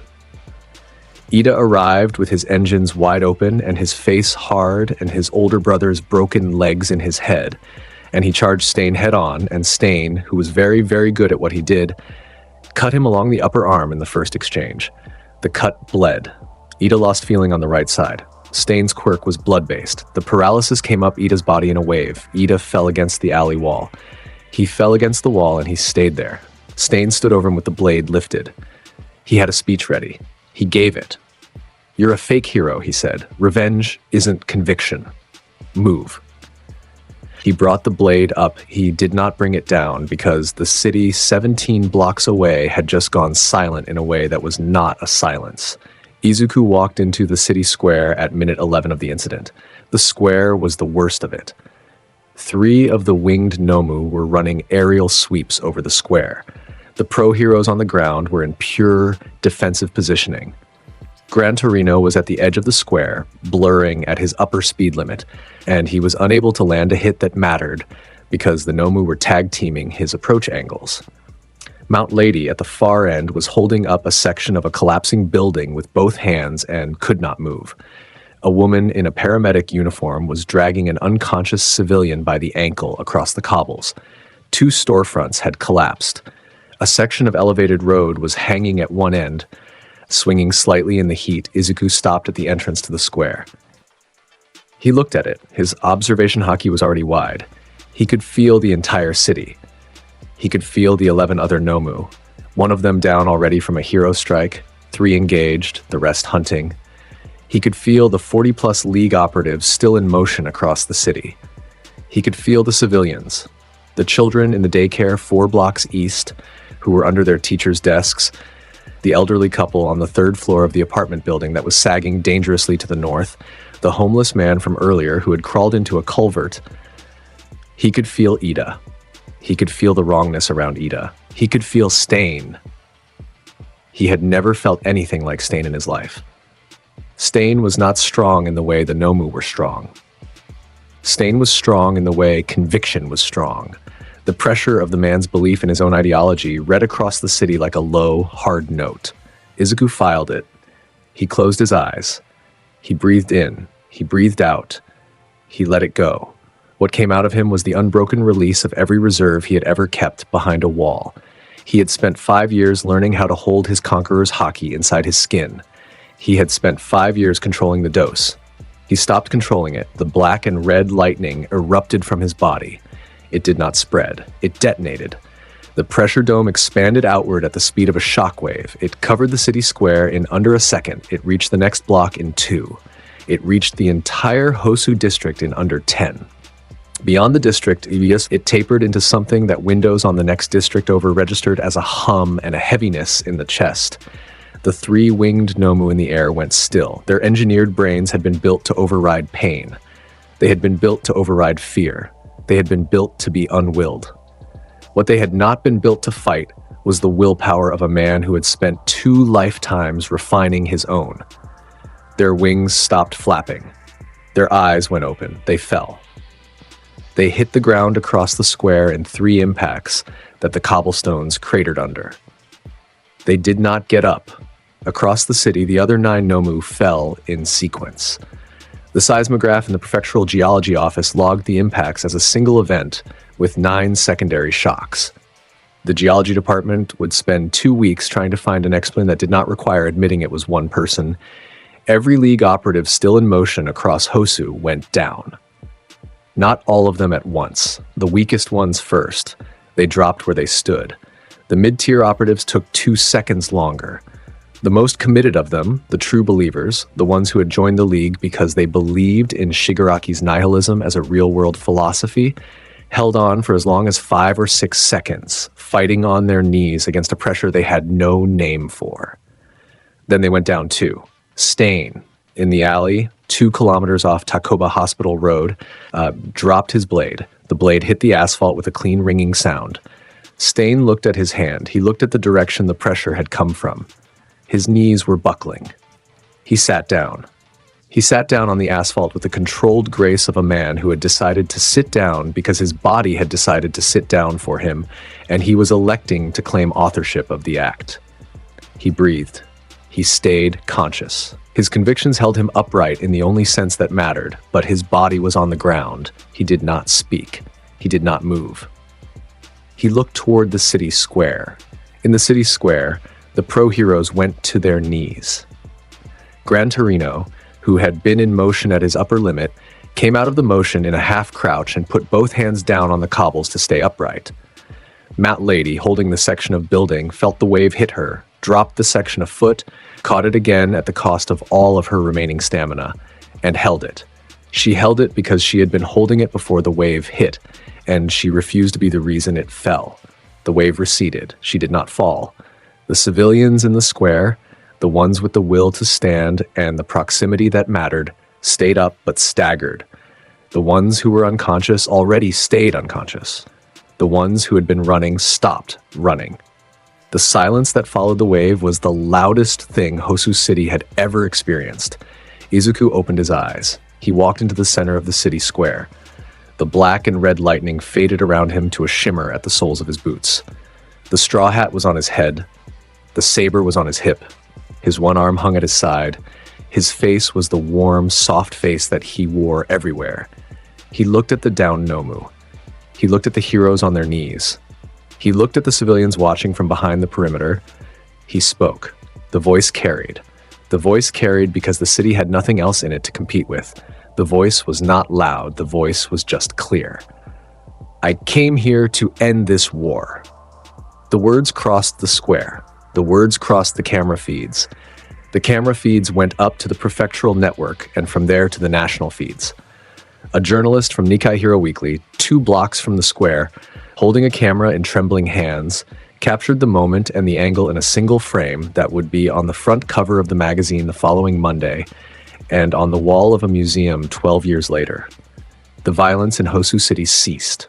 It did not pause. It did not de-escalate. It ended. The Nomu would never get up again. The League operatives would be processed and bagged and shipped off to a holding facility before sunrise. The fires across the city would be put out by a combination of Mountain Lady's recovered effort, 3 water quirk users from a neighboring agency who arrived within 12 minutes, and the prefectural fire department. The civilians would come out of their shelters. The pro-heroes would stand up, but the violence, the willingness of anybody in the city's perimeter to act in violence, was done. Izuku walked across the city to find Ida. He found the alley. He stepped over Stain, who was sitting against the wall of the alley with the blade across his knees, and walked to the spot where Ida was slumped. He knelt. He laid his hand on Ida's neck. He felt the pulse. He felt the paralysis. He felt the bleeding in the upper arm. You're all right, he said. Manual is on her way. So is Recovery Girl. The cut's clean. The paralysis lifts in an hour. Ida opened his eyes. He looked up. The right side of his face was numb. He saw Izuku's face above him. He started to cry. Tensei, Ida said. He's alive. He's hurt. He'll need a chair the rest of his life. He'll be all right. You'll see him on Sunday. Ida nodded. Izuku patted his shoulder. He stood up. He turned around. Stain was still sitting against the wall. He had not moved. His head was up now. His eyes were on Izuku. Stain had spent 15 minutes trying to put his hand on the blade across his knees and had failed. He had finally given up. He looked exhausted. He looked tired in the way a person looks tired when the philosophical structure that had been holding them up for years had been hit with something it could not absorb. You, Stain said. His voice was rough. What are you? Izuku looked at him. I'm Izuku Midoriya. That isn't what I asked. I know. He stood there for a second. He looked at Stain the way Stain had been looking at him. He gave it the time it deserved. You're not entirely wrong, Izuku said. Some heroes are fake. Some of them got the cape and forgot the work. But you're killing people. You're killing them because they failed a version of the test in your head, and they have no chance to pass it because you wrote the test for yourself and gave them no copy of the answers. You're a man with a real eye for what's broken, and you spend it on a knife. It's a waste. Stain looked at him. You wouldn't kill the boy on the floor, Stain said. No, you stopped a war with one breath. It was a long breath. You're going to be a problem. Probably. Stain almost smiled. He did not quite. His face moved toward it and stopped a fraction short. I won't fight you, Stain said. I lost it before I picked it up. I know. The pro-heroes were coming up the alley, hence the sirens were close. Manual was at the head of the group with 2 officers from the prefectural police behind her. Izuku stepped aside. He let them take Stain. Stain did not resist. He let them put the restraints on him. He let them take the blade off his knees. He looked at Izuku one more time as the officers walked him out of the alley. You'll see me again, Stain said. I expect so. Stain went. He walked between the officers with the controlled posture of a man who had decided that whatever came next was a matter of patience. Izuku stayed in the alley with Ida until Recovery Girl arrived. He held Ida's hand. He did not say anything for the most of it. When Ida tried to speak, Izuku told him to rest. When Ida cried again, Izuku just held his hand more firmly. When Recovery Girl arrived and started her work, Izuku stood up, tipped his hat, and walked out of the alley. He found a working public phone 2 blocks down. He called his mother. She picked up on the second ring. Izuku? Hey, Mom. I saw the news. I'm watching it now. Yeah. Are you all right? Yeah. She made a sound. It was the sound of a woman who had been holding her breath for the better part of an hour and had decided to let it out. And then the sound was half a laugh and half something else. He heard her sit down on a chair in their kitchen. He heard the floorboards. Come home, she said. Soon, tomorrow morning, I'll bring the train. I'll be home by noon. Okay. I love you. I love you. He hung up the phone. He stood for a second with his hand on the receiver. He smiled. He walked back into the street. The aftermath rolled out across the country. The footage was everywhere by midnight. A civilian's phone-shot video of the moment in the city square had been uploaded 8 minutes after the wave hit. By the time the morning news ran, the video had been seen 60 million times.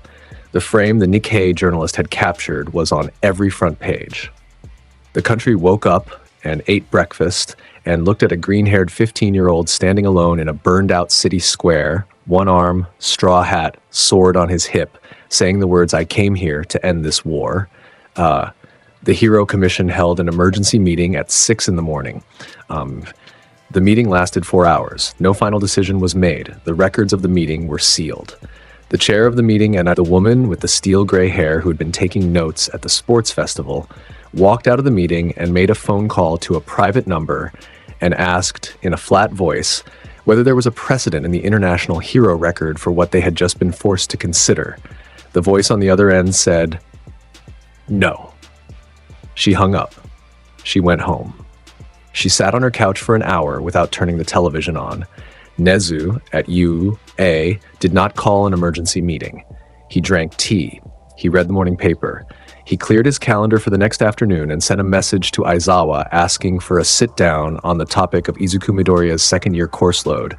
All Might was at Nezu's office at noon. He sat across from the principal. He did not say anything for a long time. Nezu did not push him. He saved a city, All Might said at last, with his voice. He did. What is he? I don't think we have a word for it yet. I don't think we need one. All Might nodded. He drank his tea.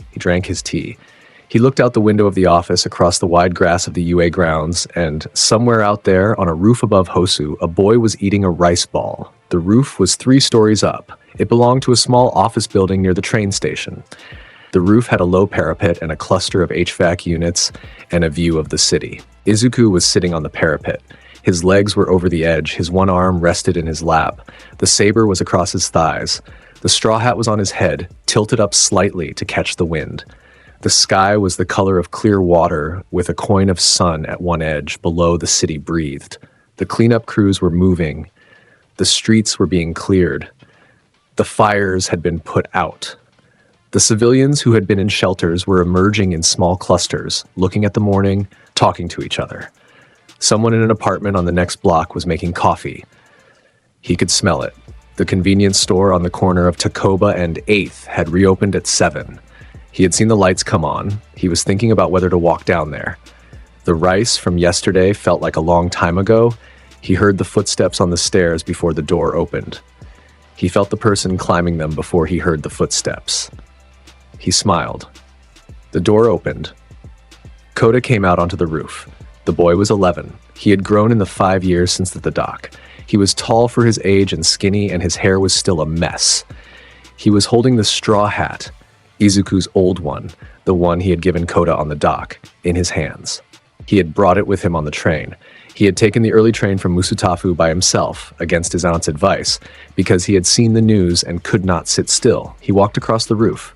He stopped a meter from Izuku. "You're all right," Kota said. The voice tried to be steady. It almost was. "Yeah.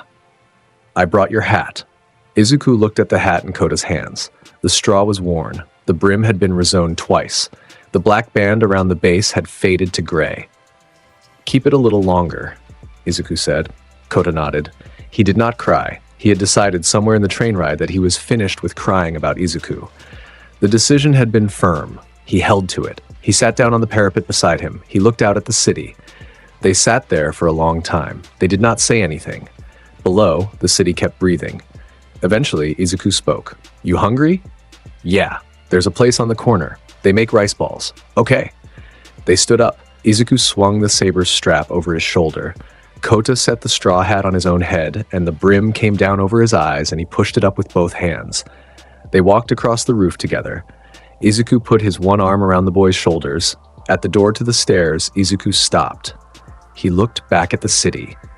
The morning sun was up over the buildings now. The wind was light. The city below was the city. People were living in it. People were going to keep living in it. Whatever came next, whoever came after the League, whoever decided the green-haired boy on the parapet was a problem they wanted to solve, those things were tomorrow. Today was for rice balls. He tipped the brim of the hat on Kota's head. "Let's go," he said. They went down the stairs. The door closed behind them. The roof was empty. The wind moved across it.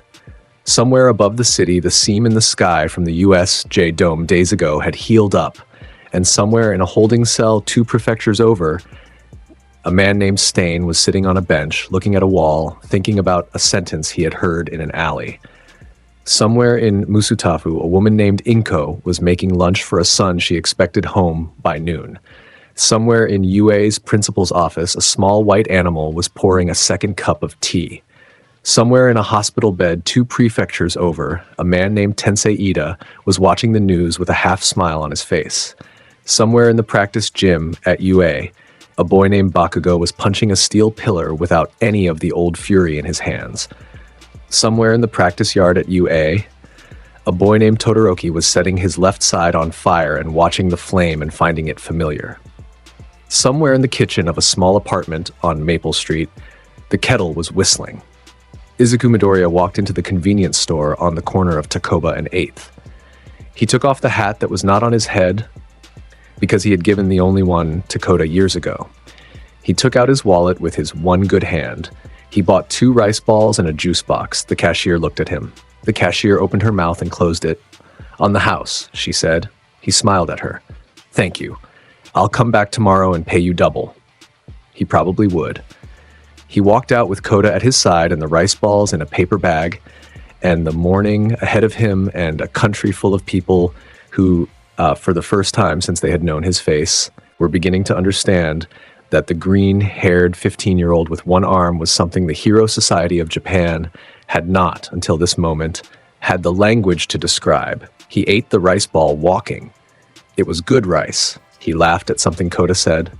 The train rocked along the southern rail and the carriage smelled like vinyl and warm rice paper.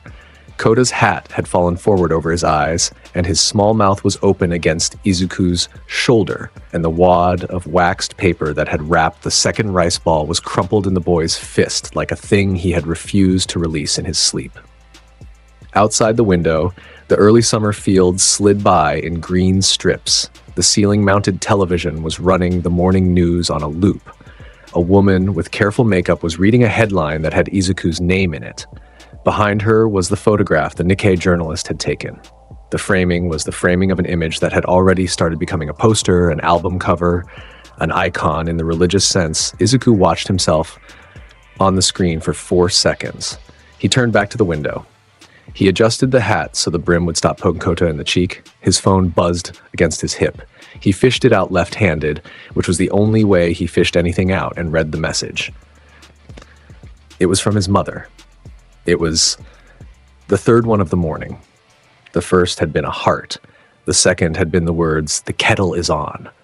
The third was a photograph of the kitchen table with 3 rice balls and a small dish of pickles and a cup of barley tea. He smiled. He typed back with his thumb, "Home soon." He set the phone face down on his thigh. The conductor walked through the car. He paused at Izuku's seat. He looked at the green-haired boy with one arm and the sleeping 11-year-old and the saber leaning against the seat back. The man's face did several things in succession. He did not speak. He bowed Very small, the kind of bow that men in the older trades give when a guest they did not expect has walked into their place of work. Then he walked on. Izuku watched him go. He set his cheek against the cool glass of the window and let the country move past him. By the time the train pulled into Musutafu Station, the country knew what he looked like asleep on a train. 3 different passengers had taken photographs.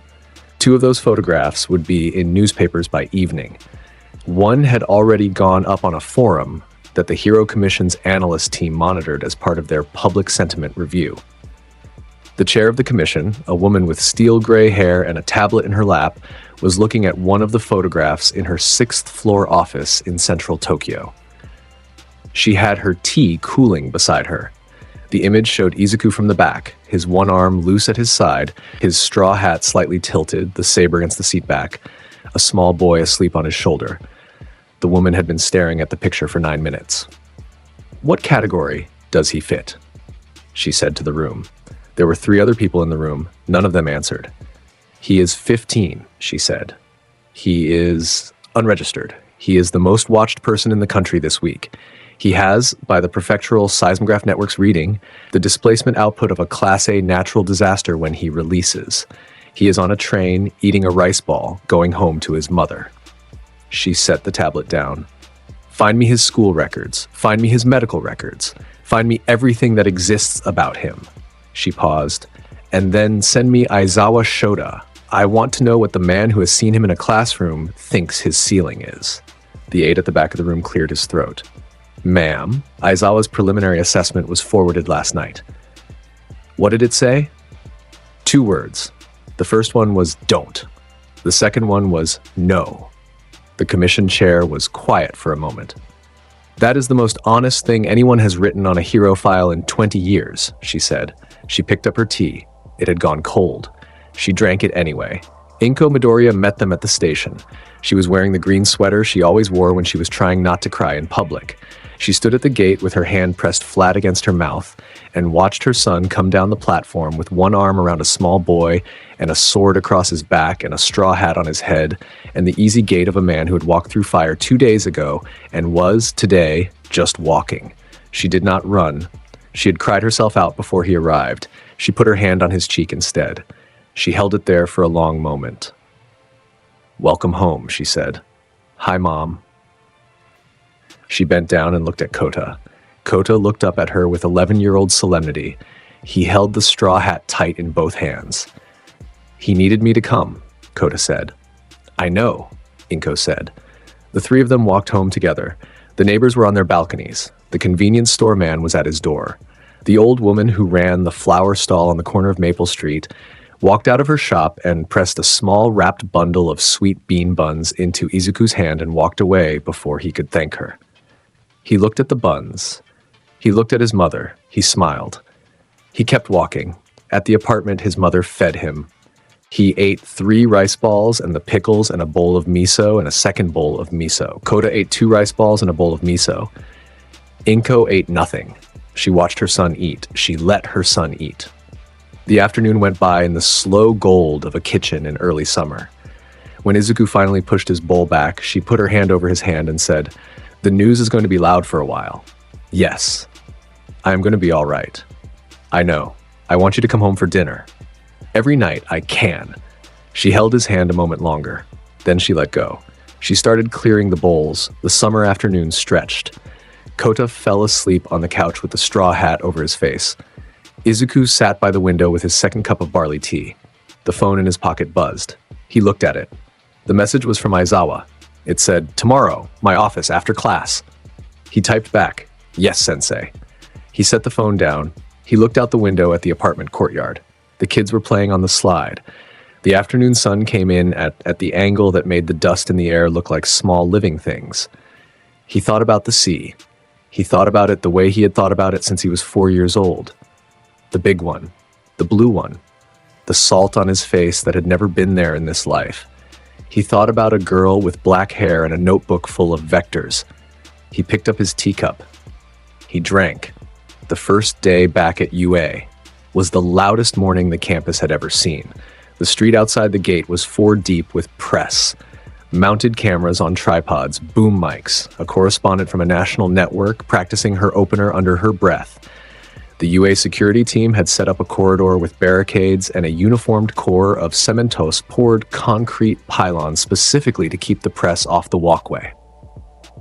The corridor still had to be widened twice as the morning went on.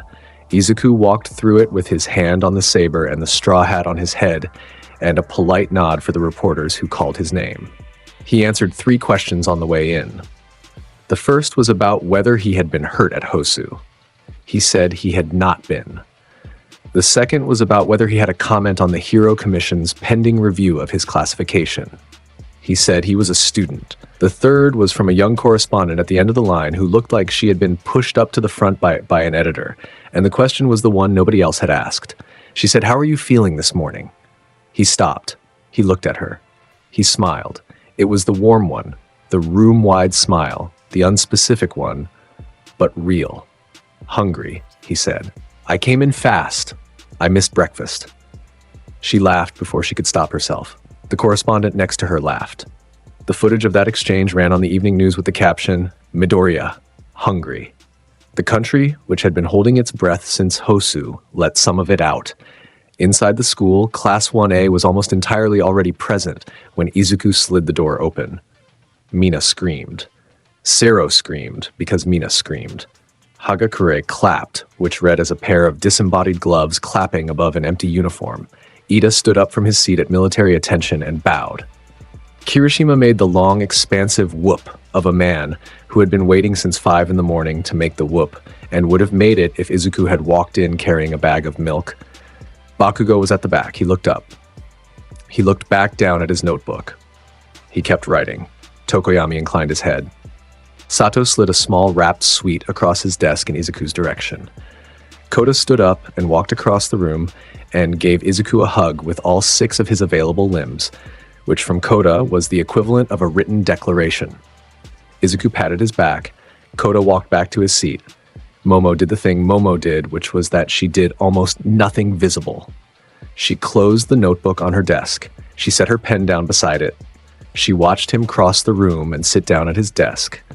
The expression on her face was the expression of a person whose internal weather had just gotten warmer and who was choosing to pretend the change was related to the season. She had been up since 4. She had filled 14 pages between 4 and 6. The notebook was a new one.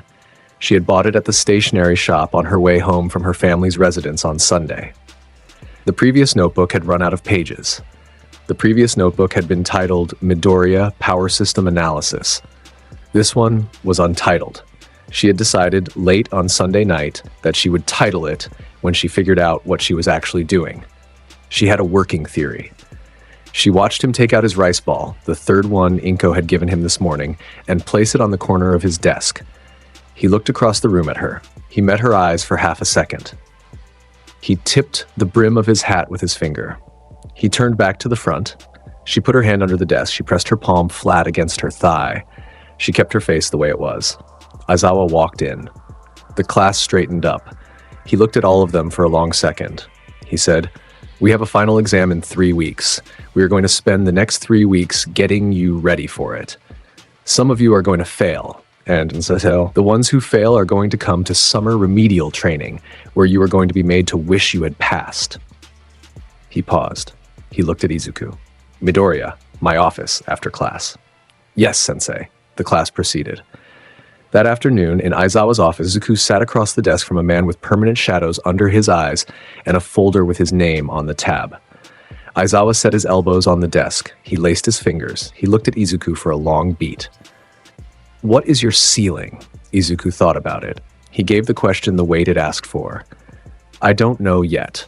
Aizawa's eyes did the thing. They narrowed by the smallest possible measurement. He nodded once, slow. "That," he said, "is the most honest thing you could have said." He set the folder aside. "Your second-year course load is being reviewed. The faculty have ideas. The Hero Commission has ideas. Some of the ideas are good. Some of them are about putting you in a separate program. I have an opinion on which is which. You can ask me about it when the decision comes down." "Yes, sensei." Aizawa looked at him a moment more. "You want to spar?" Izuku said. Aizawa was quiet for half a second. "I'll let you know," he said. He never would. He was too smart to let him know. Izuku stood up. He bowed. He walked to the door. His hand was on the handle when Aizawa spoke again. "Midoriya." He turned back. "The girl in the library tonight." Izuku tilted his head. "Don't make her work harder than she's already working," Aizawa said. "She analyzes everything. Give her something simple to land on." Izuku looked at him. Then he smiled. The smile was the specific one. "Yes, sensei." He left.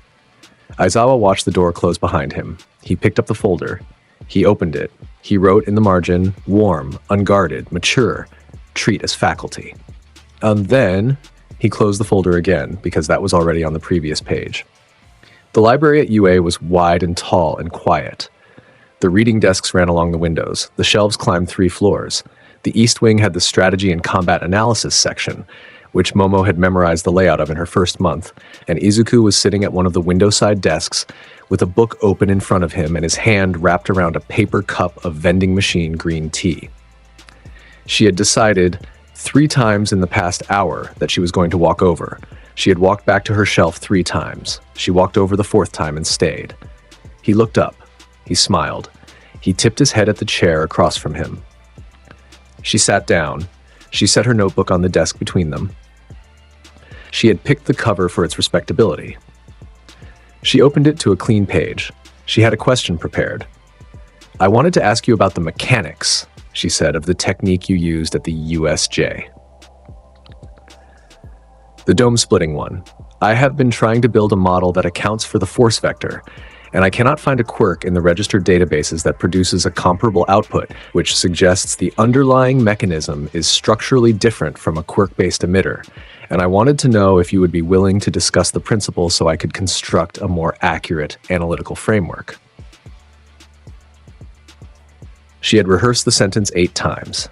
She had taken out 2 of the qualifiers and added 1 back.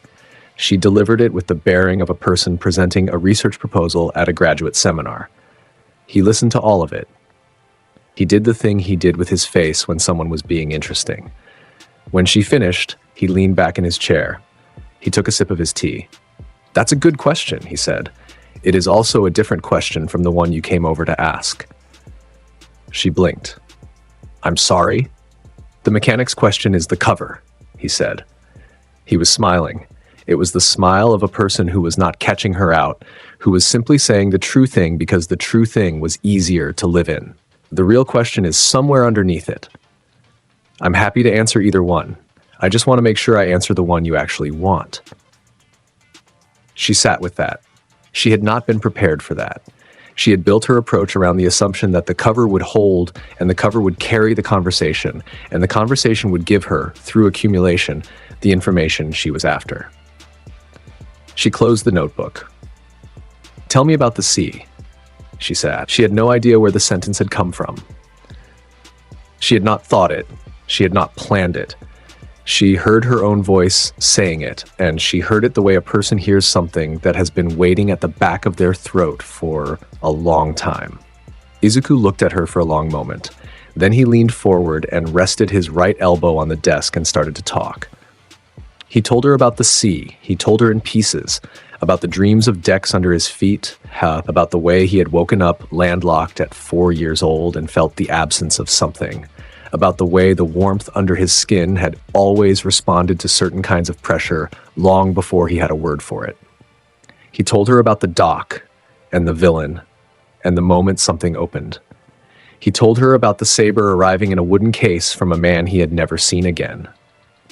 He told her about the 5 years on the roof in the dark before sunrise.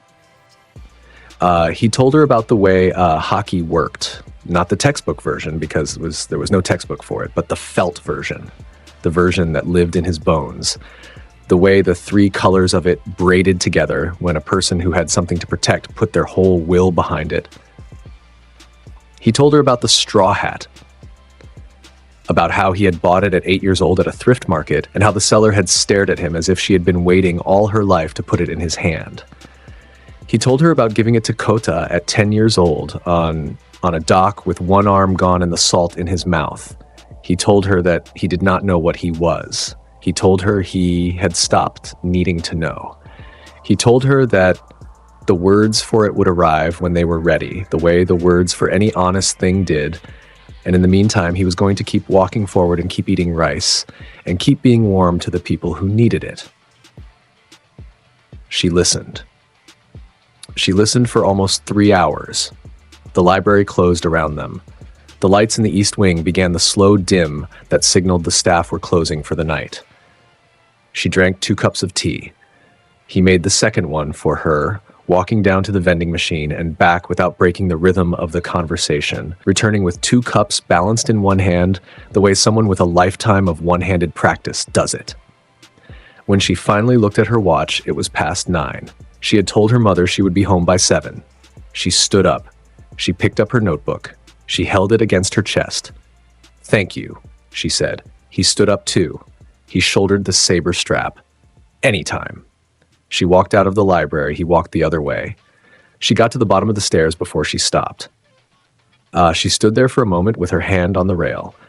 Then she went up to her dorm room and sat at her desk and pulled out the new notebook and wrote on the first page in her careful, precise hand, "He is a person. The mechanics will come later." She closed the notebook. She turned out the light. She did not sleep for a while. The next 3 weeks passed at the rhythm of an army camp. The final exam was approaching, and the class trained the way classes train when their teacher has informed them that some of them are going to fail. Aizawa ran them through scenario drills until they could read each other's positioning without looking. Kirishima could not stop hardening his arms, even at lunch. Ida made a chart of everyone's weak side reaction times and posted it on the dorm bulletin board, which lasted 4 minutes before Mina drew a heart on Izuku's column and Sero added eyebrows. Momo found herself building things she did not have a use for. She told herself she was practicing. The shop class had open hours after school, and she had taken to spending them at a workbench with a sketch pad and a set of fine measuring tools. The first object she built was a folding shelf. The second was a brace for a broken chair leg. The third was a small handheld grip strength device for someone who needed to train a one-handed grip without help from a second arm. She built it from memory of dimensions she had taken without taking. She had been watching how Izuku stood, how he reached, how he carried, for 2 months. The measurements lived in her head. She finished the grip strength device. She held it for a while. She did not give it to him. She put it in a drawer in her dorm room. The fourth act was a saber harness. She started on a Tuesday. She finished it on a Friday. She rebuilt the front anchor point twice.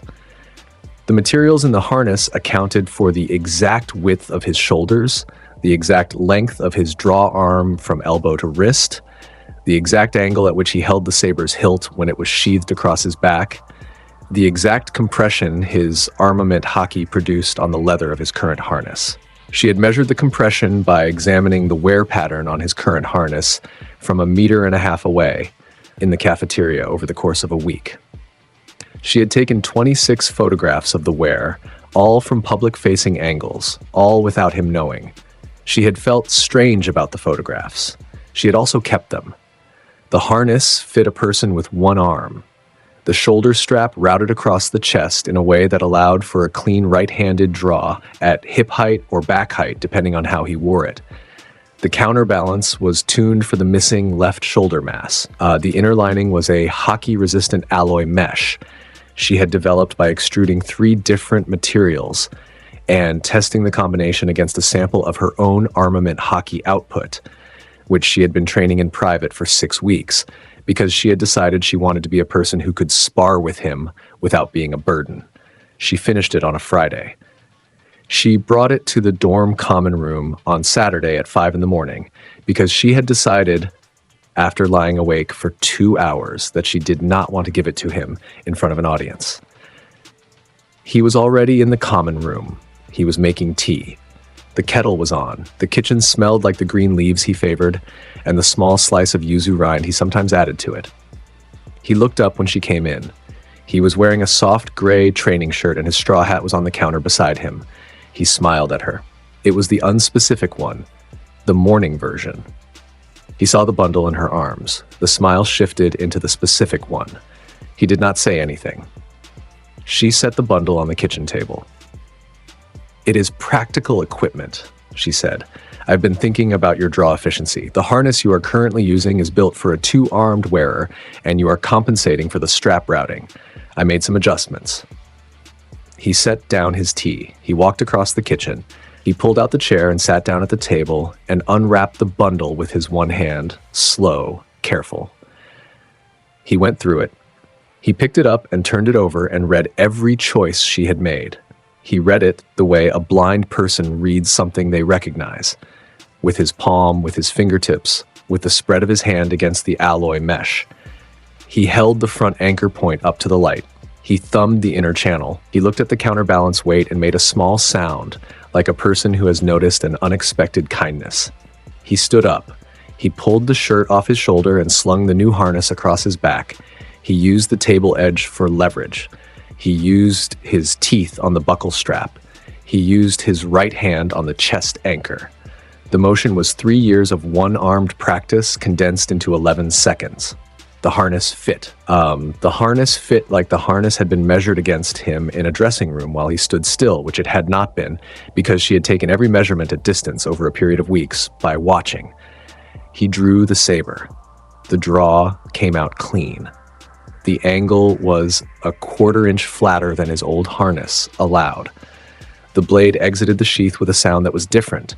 Smaller, less friction. He sheathed it. He drew it again. Same draw, same sound. He let his hand rest on the hilt. He looked at her. "Momo," he said it once. The way he said it changed the air in the kitchen. There was a name and there was the way someone said a name. And the way he said hers was the way a person says a word they've been turning over in their head for some time and have decided belongs exactly where it is. She felt her chest do something. She put her hand on the back of the kitchen chair to brace it. "It's practical equipment," she said again. "I know," he said. He walked to the counter. He picked up his straw hat. He poured her a cup of tea from the kettle and set it in front of her seat. He pulled out the chair across from his and sat down. He started cutting an apple. The motion of his right hand against the blade was the motion of a man who had been preparing one-handed breakfasts since he was 10. She sat down. She drank the tea.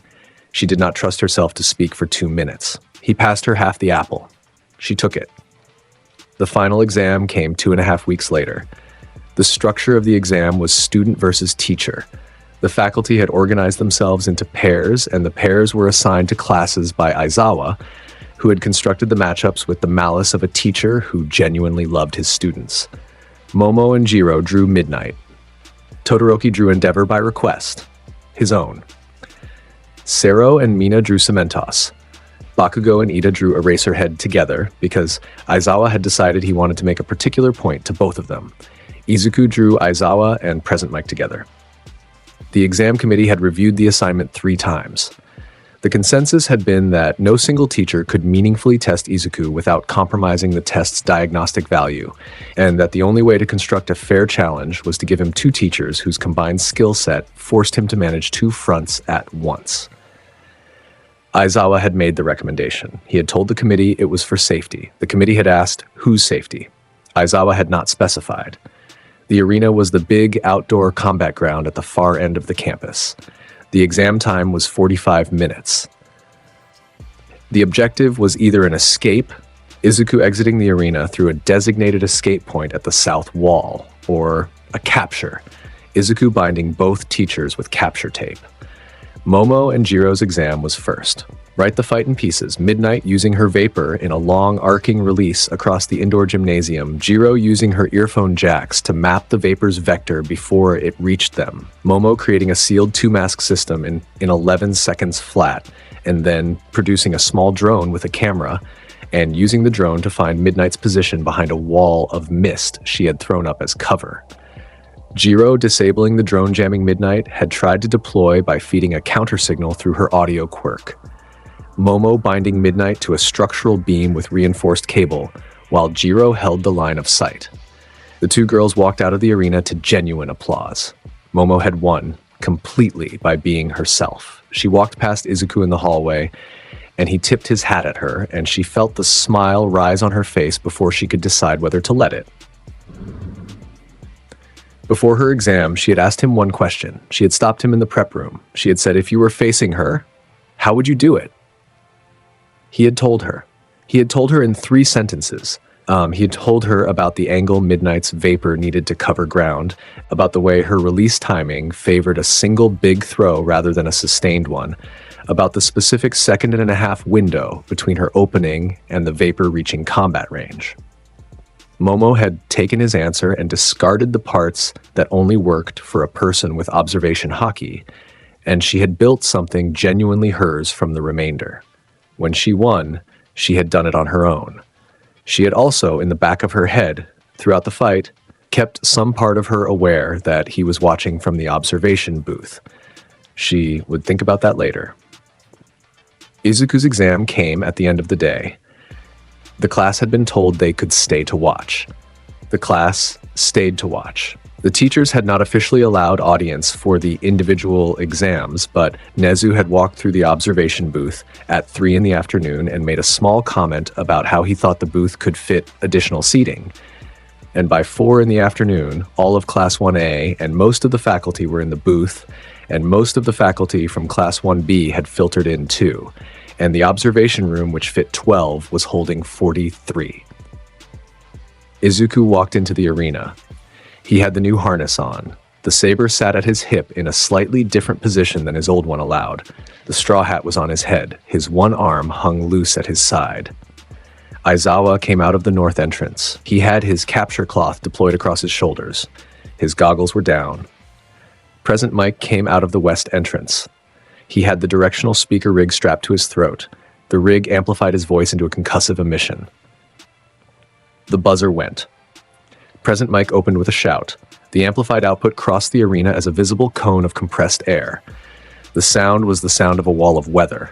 The arena floor cracked along the cone's edge.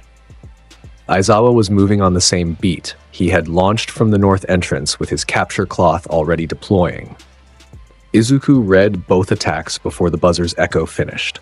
He stepped 2 paces to his left, which put him outside the cone of Present Mike's shout. He raised his right hand. Armament Haki coated his palm. The leading edge of the sound wave hit the palm and compressed against it. He pulled his hand back. The compressed pocket of sound force pulled with the hand and shrank into a fist-sized sphere. He turned. He threw it back at Present Mike. The sphere crossed the arena in a 1/4 second. It hit the directional speaker rig. The rig blew apart in a small, precise explosion. Present Mike stumbled back, his hand on his throat, his face the face of a man whose primary weapon had been turned against him in a way he had not been prepared for as a possibility. Aizawa's capture cloth came in from the side. Izuku read the cloth's trajectory. He let it wrap around his right forearm. He turned with it. He pulled. Aizawa came off his feet and into the air and was suspended on his own cloth for the half-second it took Izuku to set his stance and yank again. Aizawa hit the arena floor on his back. He rolled. He came up. The erasure activated on his eyes, the red glow visible from the observation booth. He stared at Izuku and waited for the quirk to cut. There was nothing to cut. This was, Aizawa would tell his closest colleagues later, the most informative moment of his professional life. He had been suspecting for 3 months that Izuku's power was something that lived outside the architecture of quirks. Now he knew. The erasure found no quirk to erase, and Izuku continued to be exactly what he had been before Aizawa looked at him, which was a person with one arm and a sword and a smile and a presence that filled the arena. Aizawa charged. Izuku met him. He used his right arm for the parry. He used armament-coated knuckles for the close work. Aizawa was extraordinary at hand-to-hand. He had been a professional underground hero for over a decade, and his close combat was good enough to put down sidekicks at the upper end of their development. He landed a knee against Izuku's hip. He landed an elbow against Izuku's ribs. The strikes registered. They were also absorbed by Armament Haki that lived under Izuku's skin like a second muscle. Present Mike was recovering. He had pulled a backup vocal amplifier from his belt, a smaller unit with less range but functional. He started winding up. Izuku heard it. He pivoted off Aizawa's combination. He drew the saber. He swung once, low and quick, with Armament Haki on the edge. The shockwave from the swing crossed the arena floor and split the floor along a fissure 2 feet wide and 20 feet long. The fissure hit Present Mike's planted foot. He stumbled. The amplifier came off his belt. He went to one knee. Izuku sheathed the saber. He turned back to Aizawa. Aizawa was already there. He was inside Izuku's reach with his capture cloth in his hand and a knife strike coming for the throat. Non-lethal, of course. This was a school exam, but at the speed and angle of a man who had decided this fight had to end here. Izuku stepped into the strike. He brought his right elbow up and inside. He caught Aizawa's wrist on the elbow and rotated. The angle deprived Aizawa of his shoulder leverage.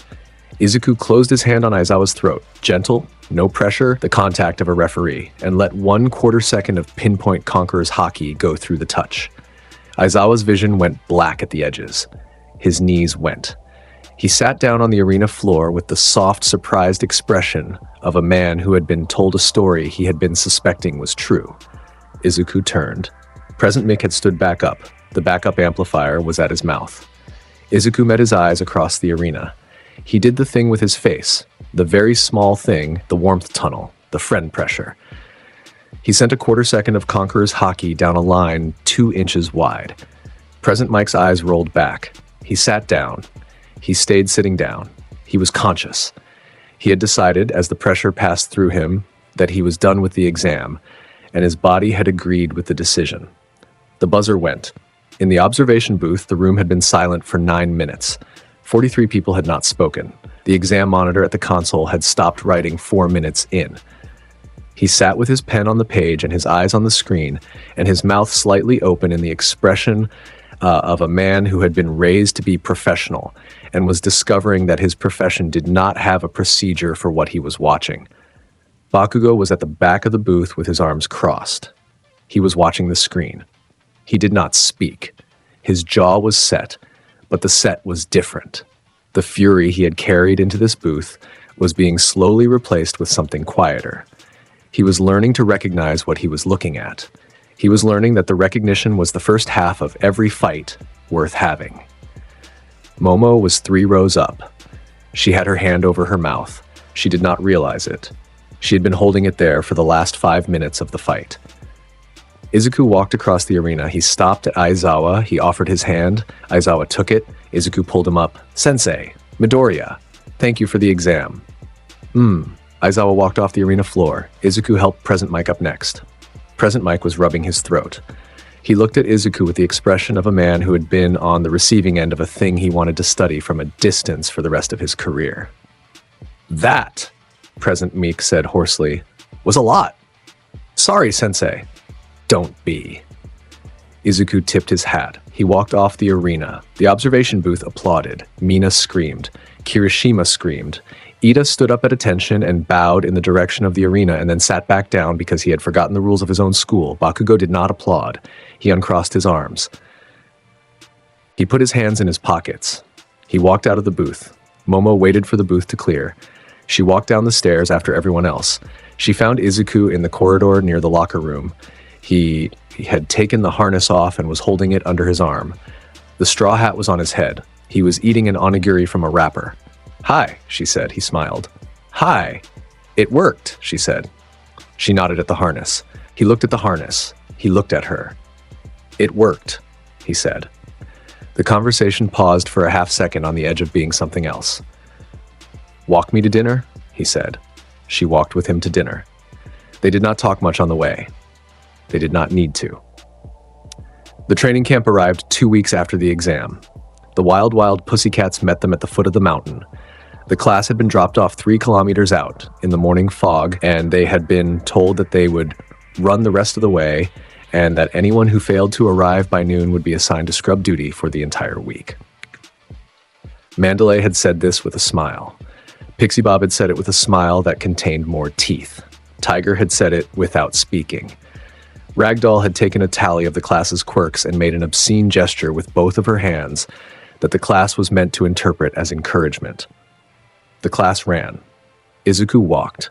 He walked at the pace of a man taking a long stroll. He arrived at the camp at the same minute as Ida, who had been running at full thruster output for most of the route. Ida looked at him. "How?" Ida said. "I cut the corner," Izuku said. He pointed. The route had a switchback section through a ravine. Izuku had crossed the ravine on foot, on top of the air, with armament-coated boots planting on nothing the way a fisherman's son crosses a stream by stepping on the right stones. Ida had not seen him do it. He had also, technically, broken approximately 3 rules of the camp by doing so. The Pussycats had seen. Mandalay had not been in any position to call him on it because she had been laughing too hard. The first 3 days of camp were ordinary. They trained. They cooked their own food. They got their own water from the well in the courtyard. Bakugo cooked. He was the best cook in the class, which was a fact nobody had wanted to learn and which everyone had learned anyway by the second night. The campfire on the 3rd evening was warm. The Pussycats had let the class have one.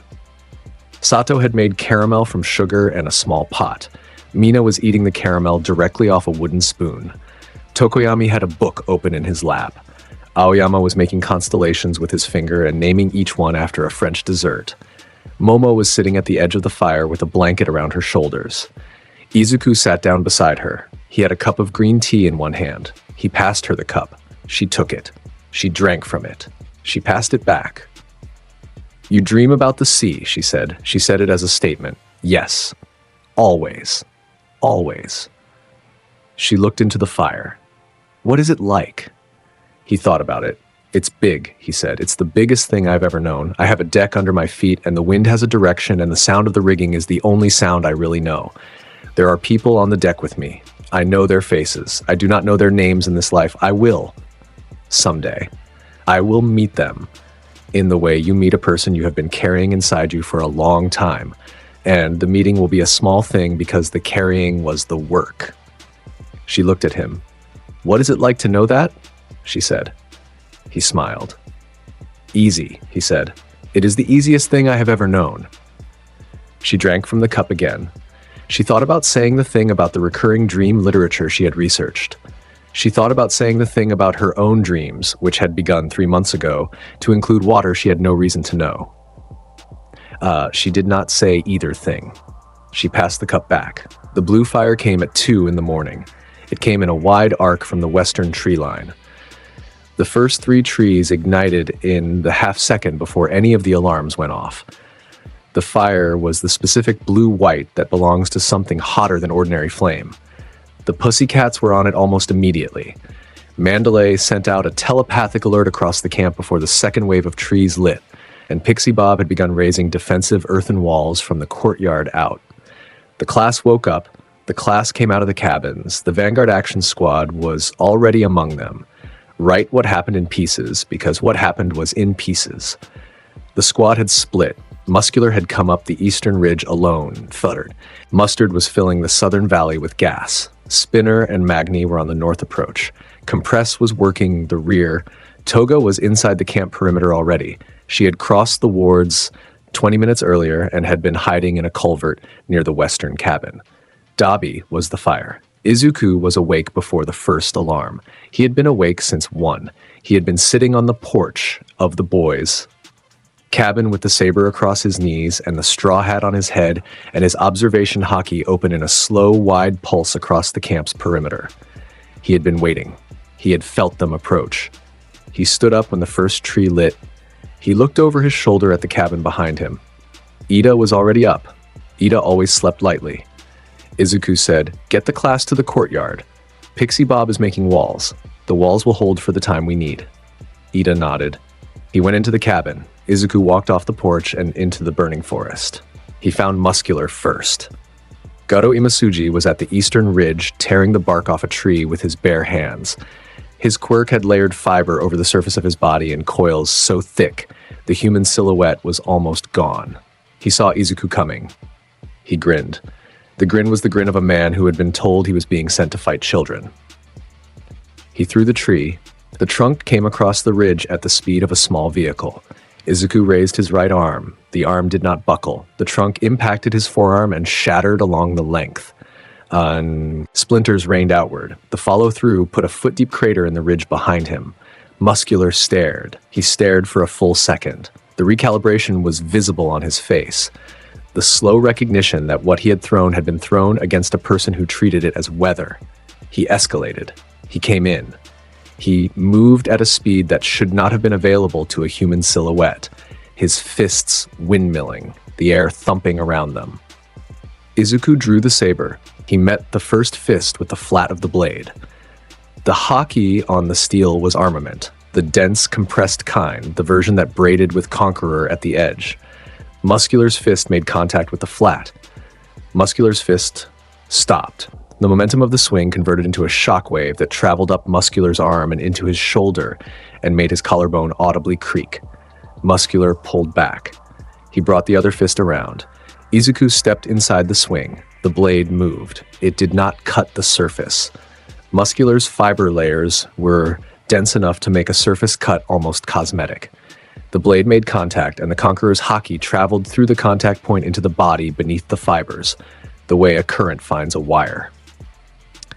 Muscular's eyes went wide. The wide was the wide of a man who had been built around his exterior and had just been hit, for the first time in his adult life, where the exterior could not protect him. He sat down. He sat down on the ridge with his fiber layers still active, and his interior having received an instruction that no amount of fiber could rebut. He did not pass out. He was conscious. His muscles refused to receive the signal to move. Izuku looked at him. "Stay there," he said. He turned. The blue fire was getting closer. He moved through the trees. Dabi was on a clearing 100 meters down the slope.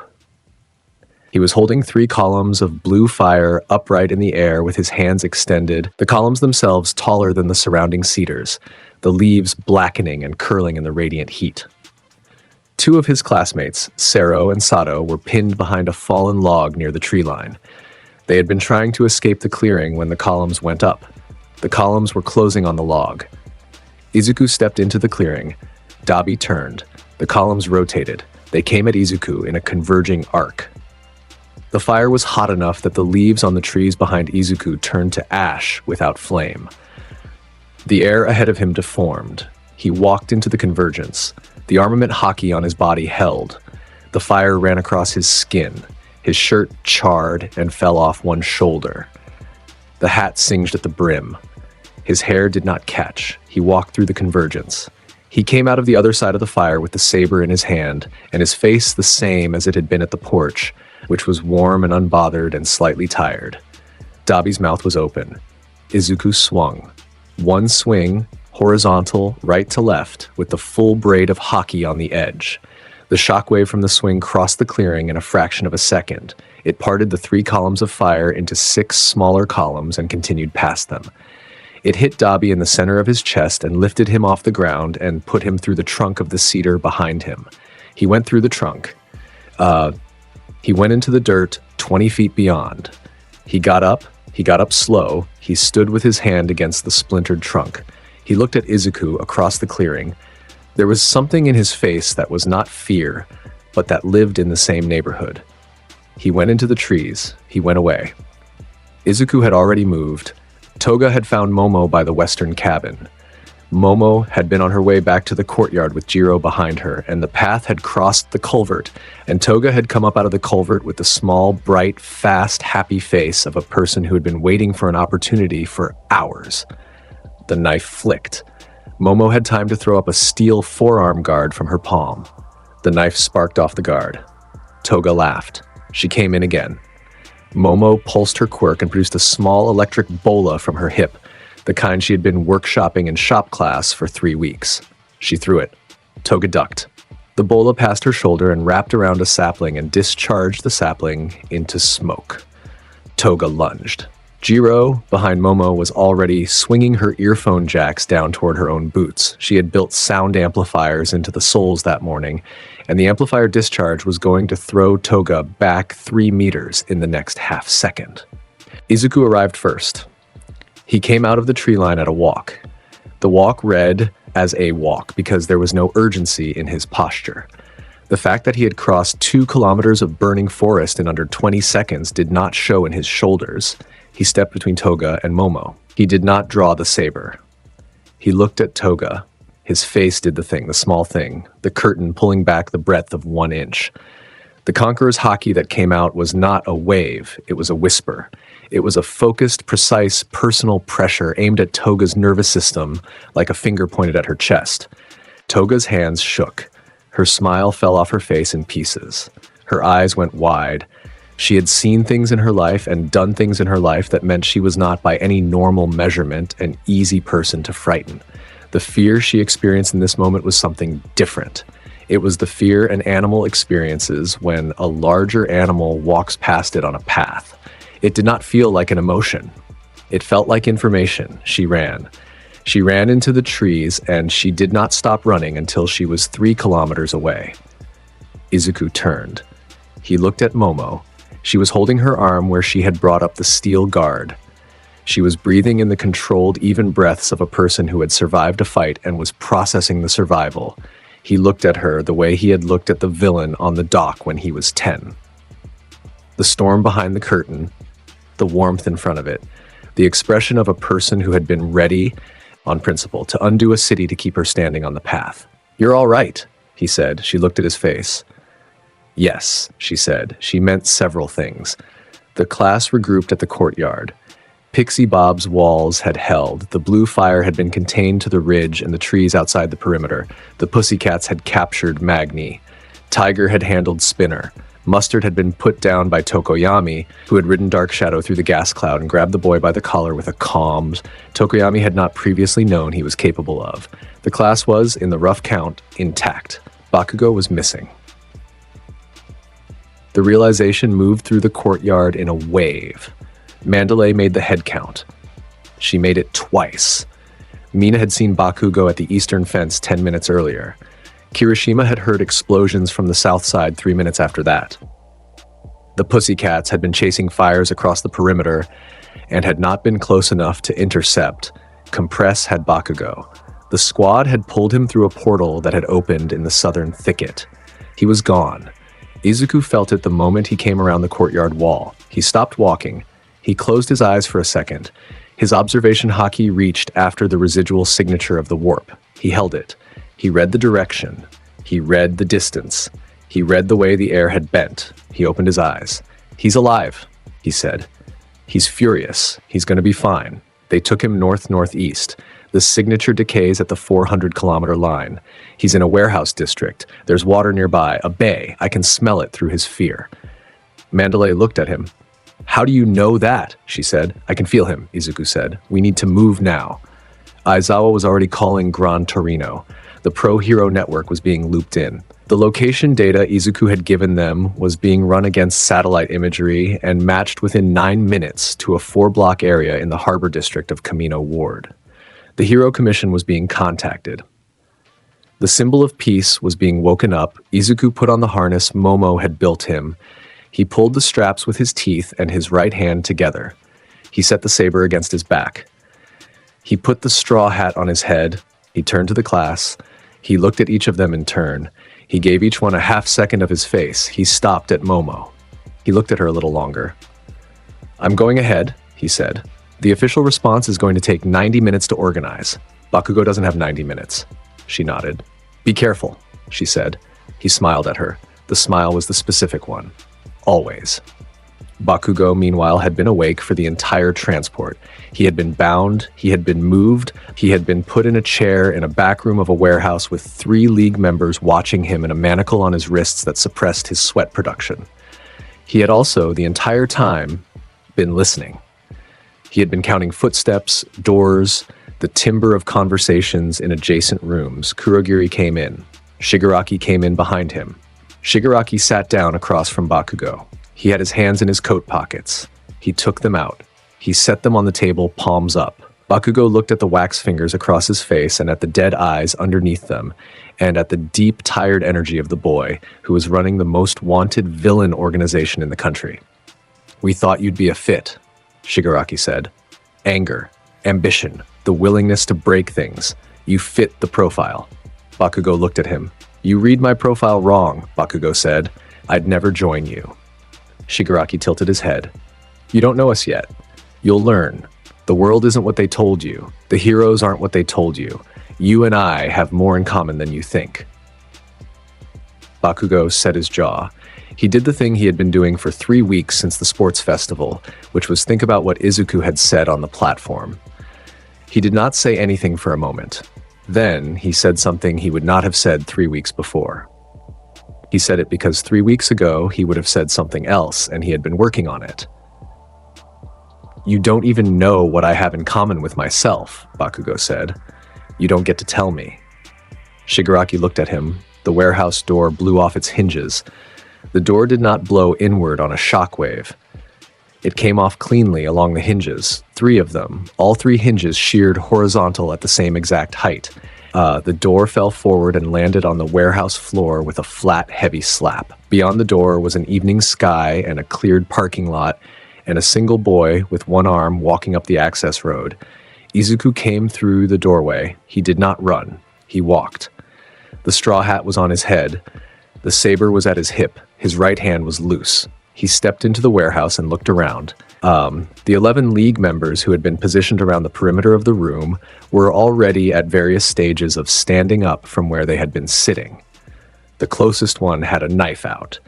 The 2 beside Bakugo's chair had drawn pistols. Izuku stopped just inside the doorway. He looked at the room. He looked at the 11. He grinned. "Oh, I'll repeat myself," he said.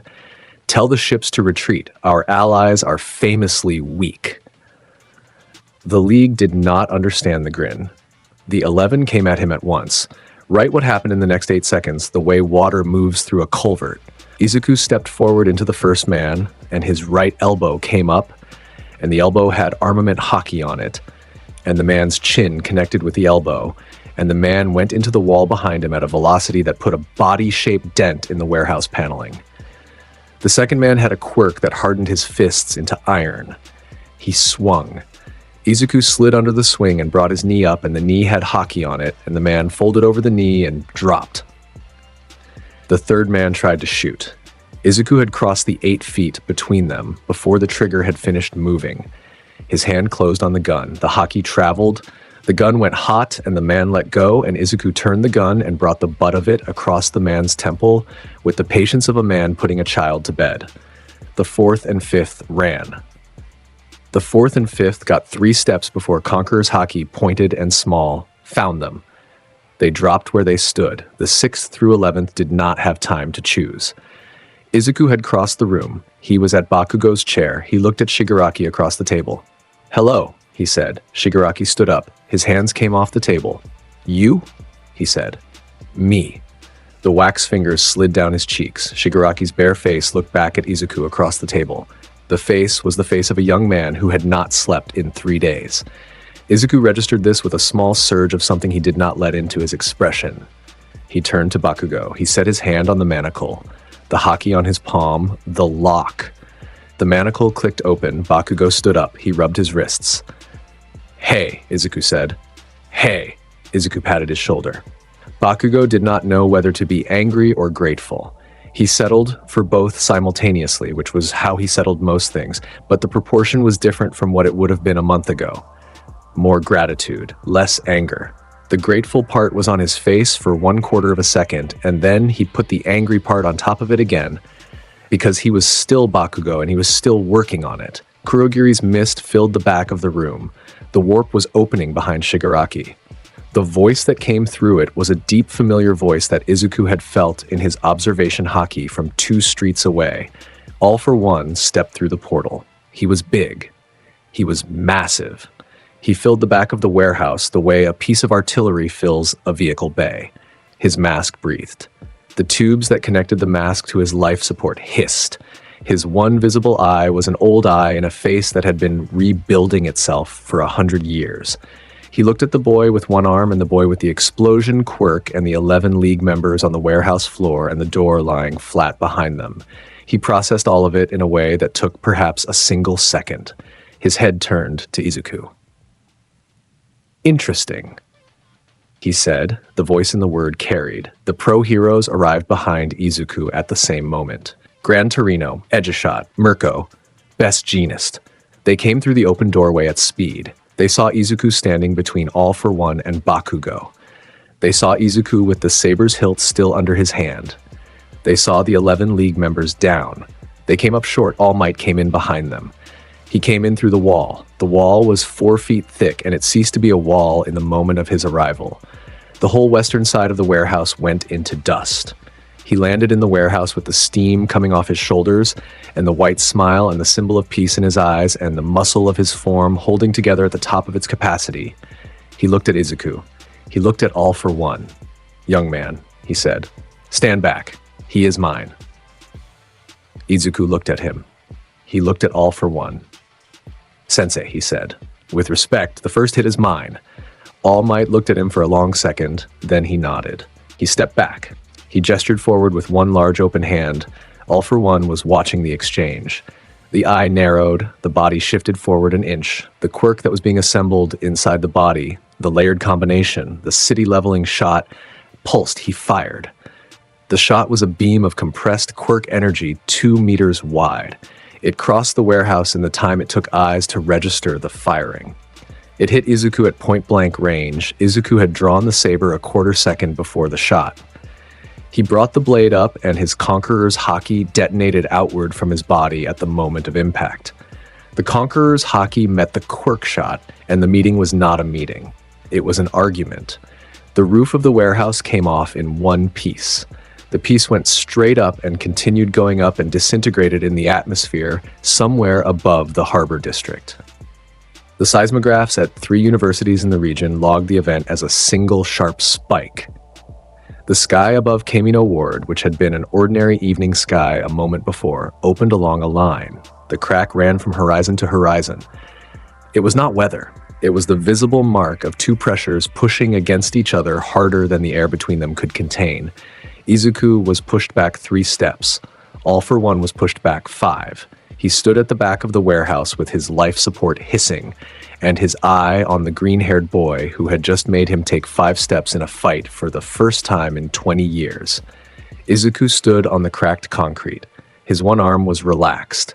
His saber was lowered to his side. The straw hat was on his head, undamaged. His clothes were charred along the front. His skin was unmarked. He smiled. It was the warm smile.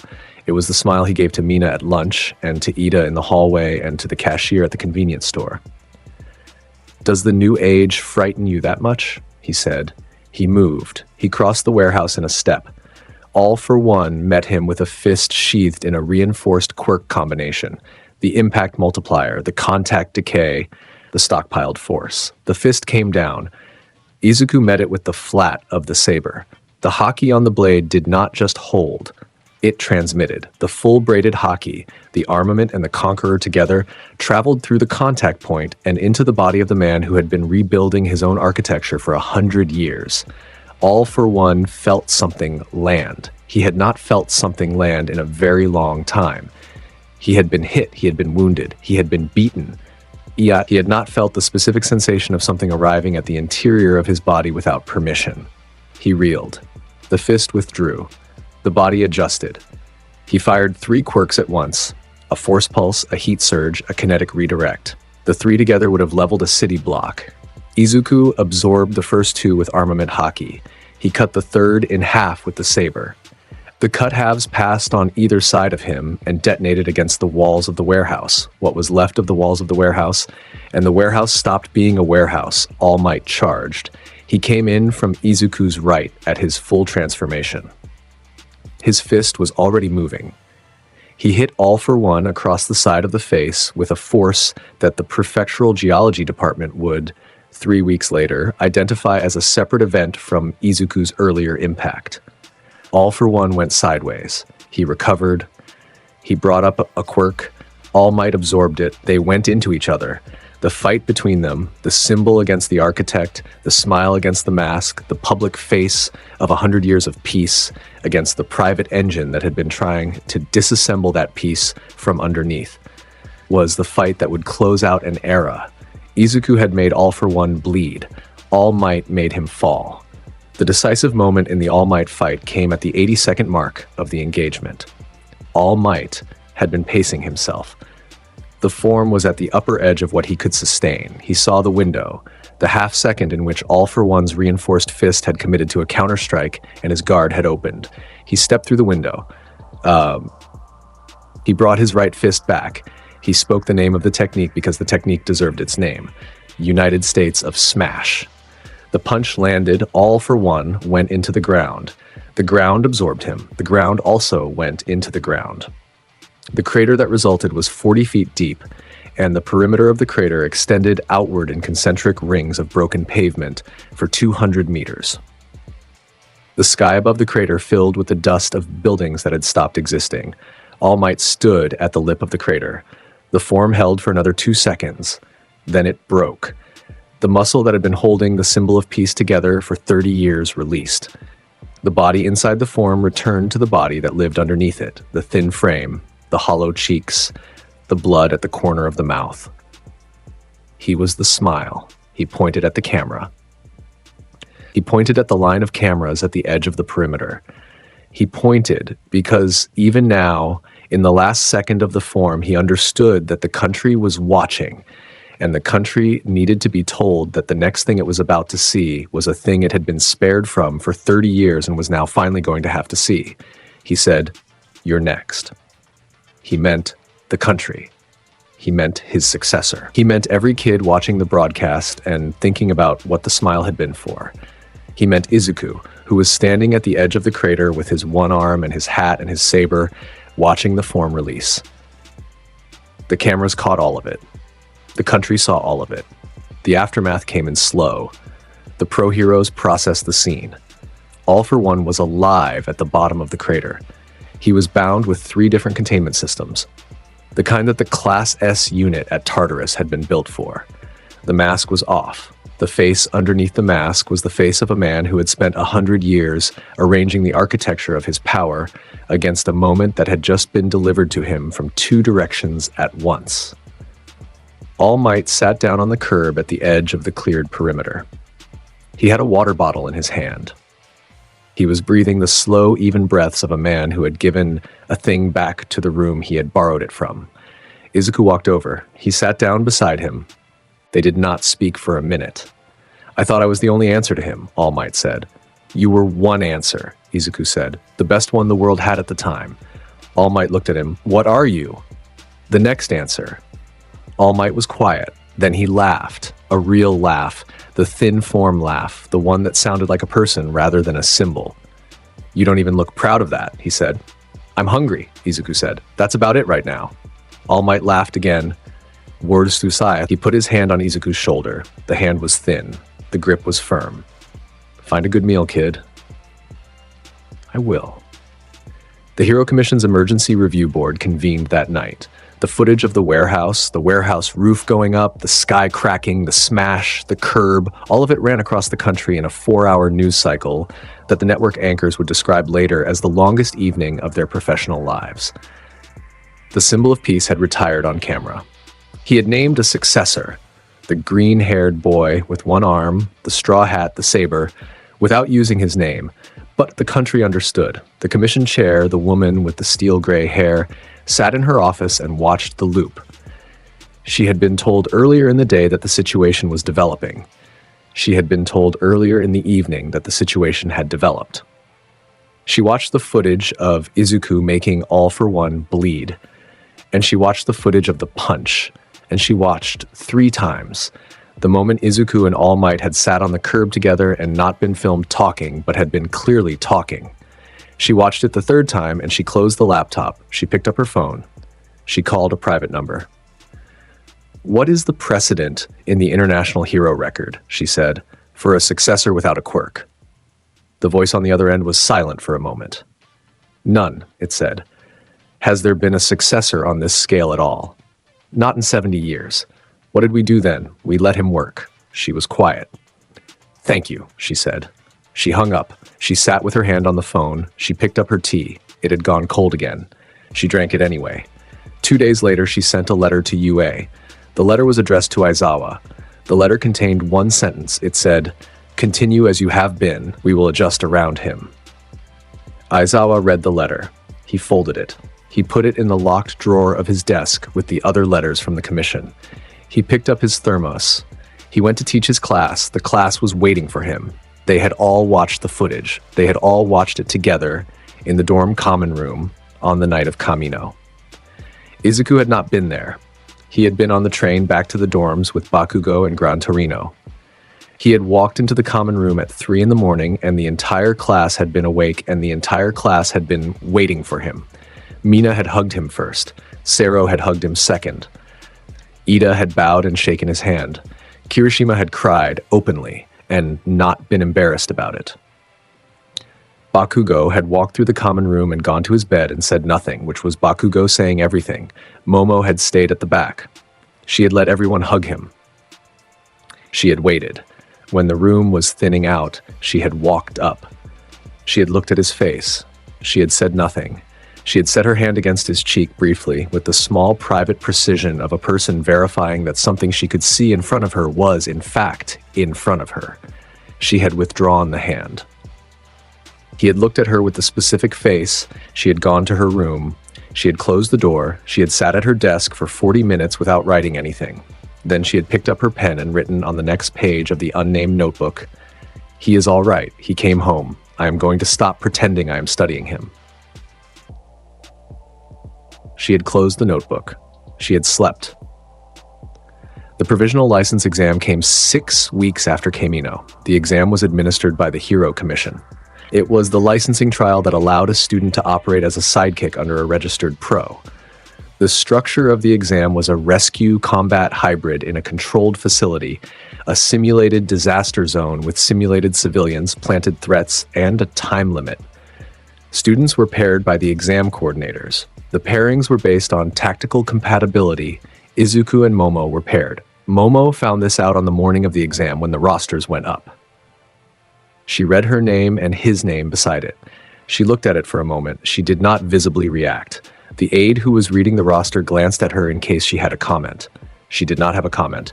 In the prep room, Izuku came up beside her. He had the harness on, he had the hat, he had 2 onigiri in his good hand. "Breakfast," he said. He gave her one. She took it. "Pairing," he said. "I saw. Comfortable with it?" She looked at him. "Yes," she said. He smiled. They went into the exam. The facility was a former warehouse complex that the Commission had been retrofitting for years. The structure had been altered to include collapse zones, gas leak simulators, civilian collapse dummies, and a planted live villain, a Quirk user with perception manipulation, hired by the Commission specifically to add a wild element to the testing scenario. The villain's Quirk warped what the participants saw. The terrain in the participants' field of vision would not match the terrain behind their back. The maze the villain built around a participant was a maze that reshaped itself in response to motion. The exam team had been instructed to remember the villain was an asset on a contract and was not to be permanently damaged. The exam team had told Izuku this twice. The exam started. Momo went up. She had built, in the first 3 minutes, a small reconnaissance drone, which she sent up to the rafters of the simulated zone.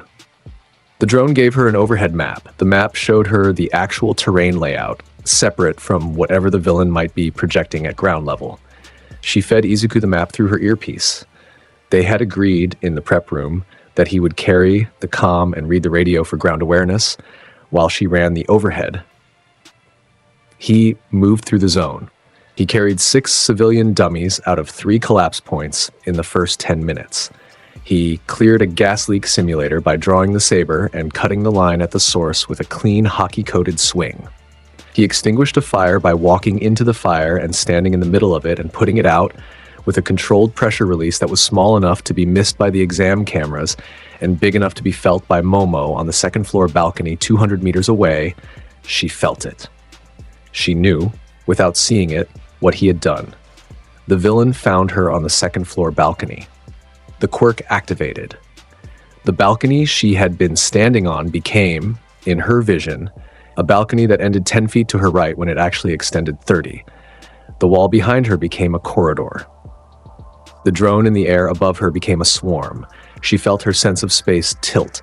She put her hand on the railing. The railing felt right. She trusted the railing.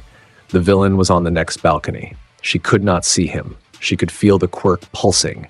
She built a counter. She had been theorizing about perception quirk countermeasures for the better part of a year. She produced, from her thigh, a small reflective panel and 3 measurement instruments and a handheld audio piece. She set the audio piece in her ear and used it to triangulate the villain's position by his breathing. She found him 3 meters to her left, behind a planter she could not see because the Quirk was telling her the planter was 40 meters away. He saw her start to compensate. He intensified. The Quirk's range tightened around her. The corridor behind her became a wall. The wall became an oncoming train. Her body, which knew she was on a balcony, began to argue with her vision, which insisted she was about to be hit by a train. She held. She built a steel barricade between herself and the direction the Quirk was telling her the train was coming from. She maintained the audio fix on the villain. She started building a binding cable. The villain moved. He came in close. The knife came out. She had a half second to use the cable. Izuku came over the balcony rail. He had crossed 2 stories and 4 sections of the zone in 9 seconds. The harness flexed against his back as he landed. The saber was still sheathed. He came up between her and the villain in the small, precise motion of a man placing himself in a specific spot for a specific reason. The villain stopped. Izuku looked at him. The expression on his face was the expression Momo had been waiting to see and had not known she was waiting for. She had read about it in other people's accounts. The students at USJ, the pro heroes at Hosu. She had wondered, in private, what it would feel like to be the specific thing that expression was directed for. She knew now. It felt like standing in the sun with her eyes closed. The villain dropped the knife. He sat down on the balcony. The Quirk released. The terrain around Momo resolved itself into the actual terrain. "Sorry," the villain said. "I'm done." Izuku tipped the hat at him. "Good fight." The villain laughed weakly. He stayed sitting. Izuku turned. He looked at Momo. He checked her arm. He checked her side. He looked at the position of her feet. He was reading her body the way he read a battlefield. She let him. She let him because being read by him was a different kind of being read than she had been read by anyone else. And the difference was the difference between being seen and being known. "You're okay," he said. "Yes." The exam ended 30 minutes later. They both passed. The whole class passed except Bakugo and Todoroki, who had failed for reasons related to interpersonal conduct that the exam team had flagged and that the 2 of them would spend the supplementary course addressing. Momo collected her license certificate from the registration table. She held it. She looked at it. She turned it over. She walked outside. Izuku was on a bench in the courtyard. He had a paper bag of yakitori in his lap. He had the saber leaning beside him. The straw hat was tipped back. He was eating slow. He was watching the gulls in the parking lot who had decided the discarded onigiri wrappers from the cafeteria were worth investigating. She sat down beside him. He passed her the bag. She took a skewer. The evening light was going gold. They sat there for a long time. He moved to stand up. She grabbed his wrist. She did it before she knew she was going to do it. Her hand closed on the cuff of his shirt and the bone of his wrist underneath. She held on for 1 second, 2 seconds, 3. She let go. He sat back down. "You all right?" he said. She looked out at the parking lot. The gulls were arguing about a wrapper. The wind was small and warm, and the sun was at the angle where the light had texture in it. "I don't know yet," she said. "Okay, take your time." He picked up the bag. He passed her another skewer. They sat through the rest of the sunset. They did not fill the silence. The silence filled itself. She was the one who spoke first. "How do you do it?" she said. He thought about it. He gave the question the time it asked for. "Weapons aren't strength," he said. He said it slow, like he was placing each word on a shelf where he could see it. "A man is strong when he has something to protect." She heard the sentence. She heard it the way she heard certain pieces of music, once and then for the rest of her life. She did not respond.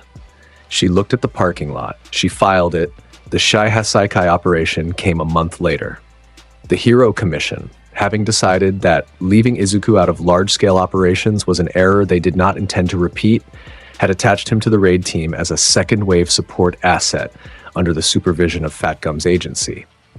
He walked into the briefing room with the harness and the hat, and Fat Gum stood up and said, "I am a big fan."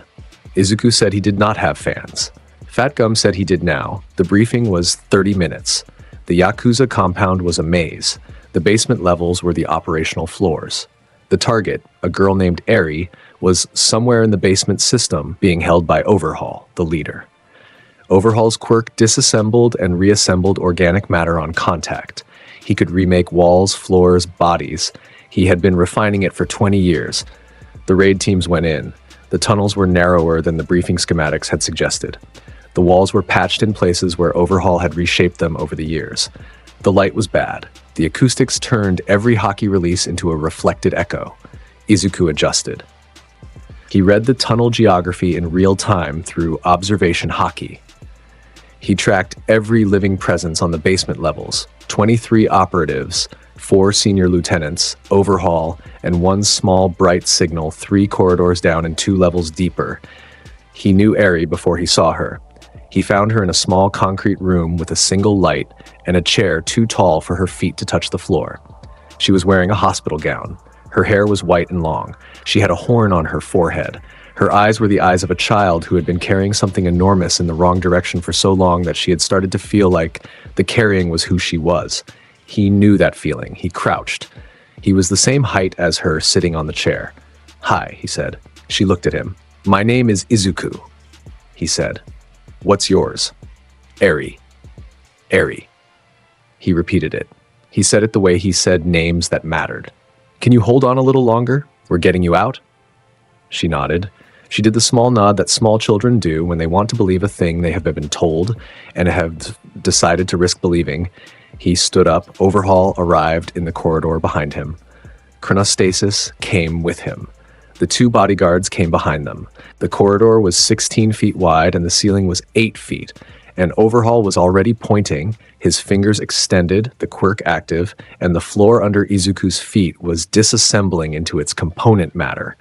Izuku was already not on the floor. His observation haki had read the intent. He was on the wall. He was on the ceiling. He came off the ceiling at the angle that put him behind chronostasis. The saber came out. The flat of the blade hit chronostasis at the base of the neck. Chronostasis dropped. Overhaul rebuilt the floor in 3 seconds. He rebuilt it as a thicket of bone lattice spears. The spears came up at Izuku from 100 angles. He moved through them. He cut 3. He stepped over 4. He let 1 pass an inch from his ribs. The bodyguards engaged.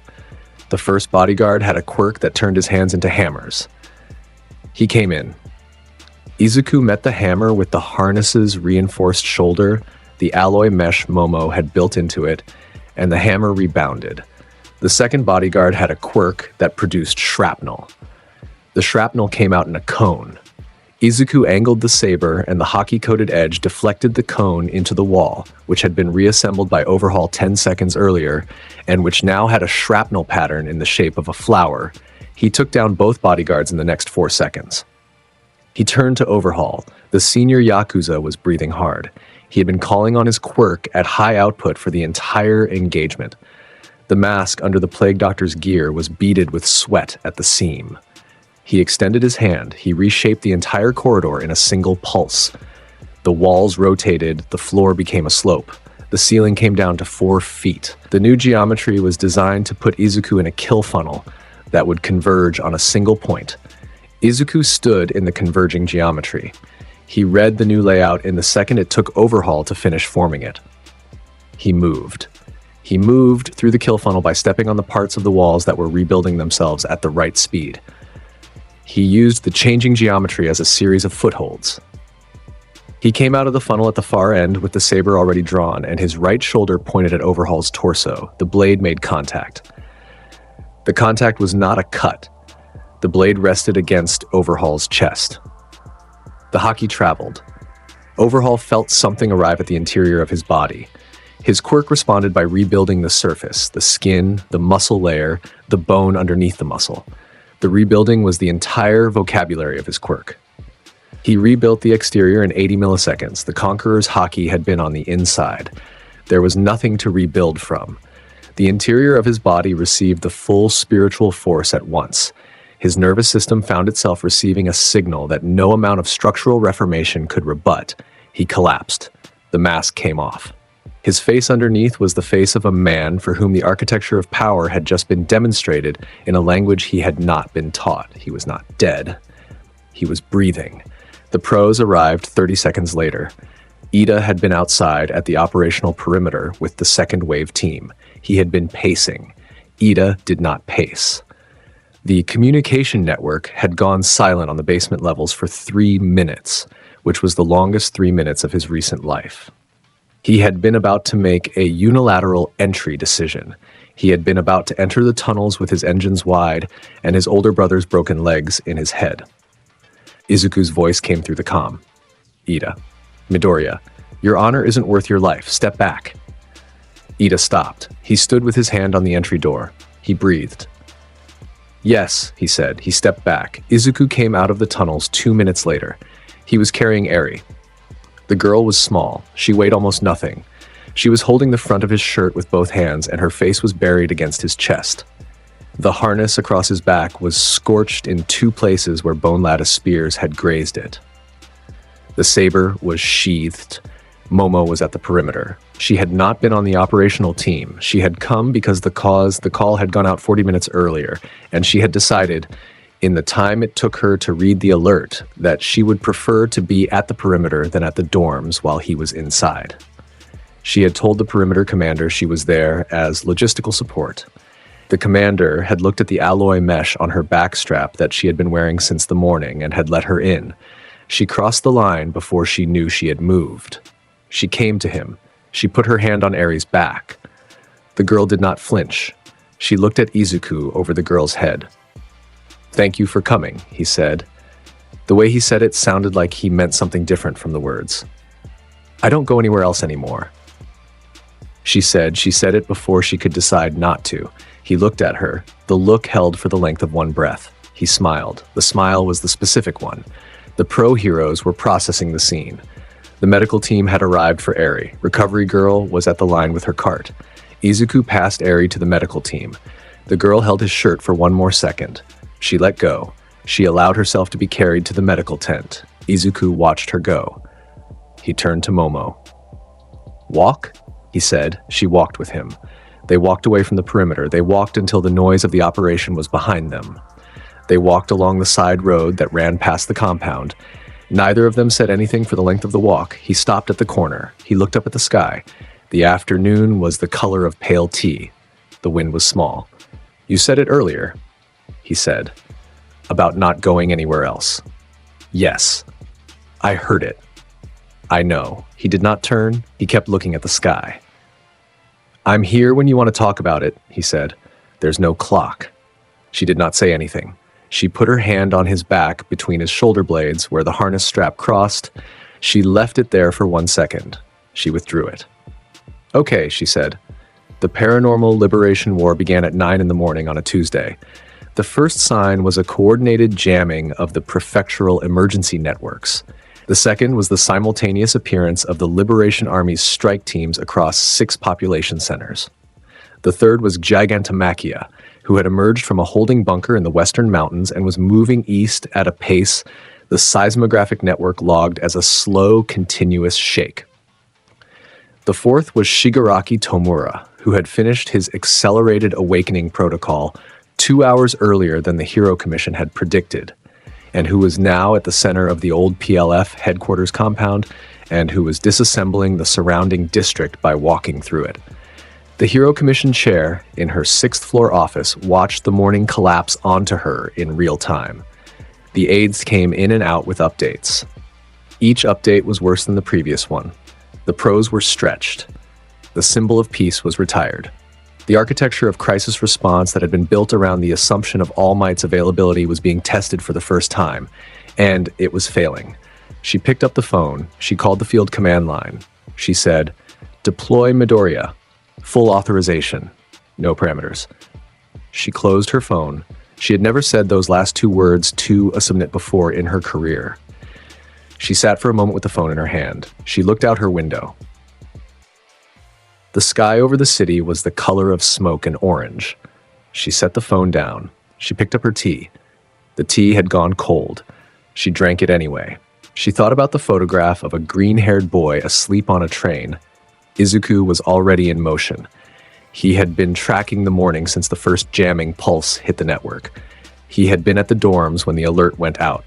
He had put on the harness. He had set the hat on his head.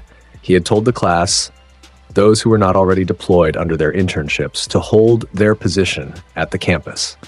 He had stopped at Momo on the way to the door. He had looked at her for one long second.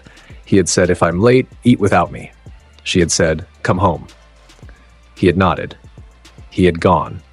He moved across the prefecture by a series of arrivals. The trains were running at reduced capacity. He used the trains. He used a hero shuttle for a stretch in the middle. He used his feet at the end. By the time he reached the perimeter of the main front in Jaku City, he had been moving for an hour and 53 minutes. The main front was the worst of it. The Liberation Army had concentrated their strongest assets at the perimeter of the old PLF compound, which Shigaraki was operating from. The pras engaging them, Mirko, Ryukyu, Endeavor, the rest of the high-rank front, had been pushed back through 3 streets in the last 40 minutes. Mirko had been wounded. Ryukyu was holding the secondary line with 2 students from her internship cohort. Endeavor had been engaged with a primary Nomu, high-end, the strongest one Shigaraki had, and the engagement had taken Endeavor to the upper edge of his capacity. Izuku walked through the falling back perimeter. The pros were retreating. He was walking forward. Mirko, propped against a piece of broken wall, looked up. She had blood on her face. She had one arm in a splint. She had her good leg drawn up under her. She saw him coming. She laughed. "About time," she said. "Sorry," Izuku said. "Traffic." He kept walking. He cleared the perimeter. He came up onto the main avenue that led to the old PLF compound. The avenue was a kilometer long and it had no buildings on it anymore. The buildings had been disassembled.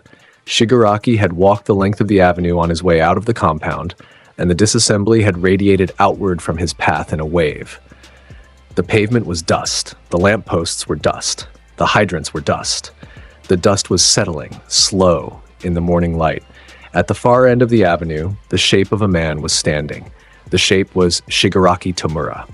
He had grown. The awakened form had broadened his frame and lengthened his hands and given him a posture that was not quite like the posture of a human being. He was wearing a coat. The coat was untouched. The coat was untouched because he had decided to leave it that way. Everything else in his vicinity was dust. He was looking down the avenue at Izuku. Izuku walked toward him. He walked for a long time. The avenue was a kilometer. He walked at the pace of a man who had no clock to keep. The straw hat was on his head. The harness was on his back. The saber was sheathed. His one arm was relaxed. Gigantomachia was 4 kilometers north. He was coming. Izuku closed his eyes for a moment as he walked. He opened his observation haki across the prefecture. He read the war in its entirety. He read the dying. He read the holding. He read the heroes who were still upright, and the heroes who were not, and the civilians who were sheltering, and the civilians who were not. He read Bakugo, 3 districts over, fighting in the front rank with Kirishima beside him. He read Ida on the central command line, coordinating the evacuation routes.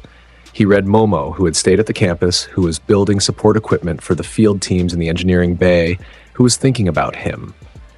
He opened his eyes. He stopped walking. He was 100 meters from Shigaraki. He spoke.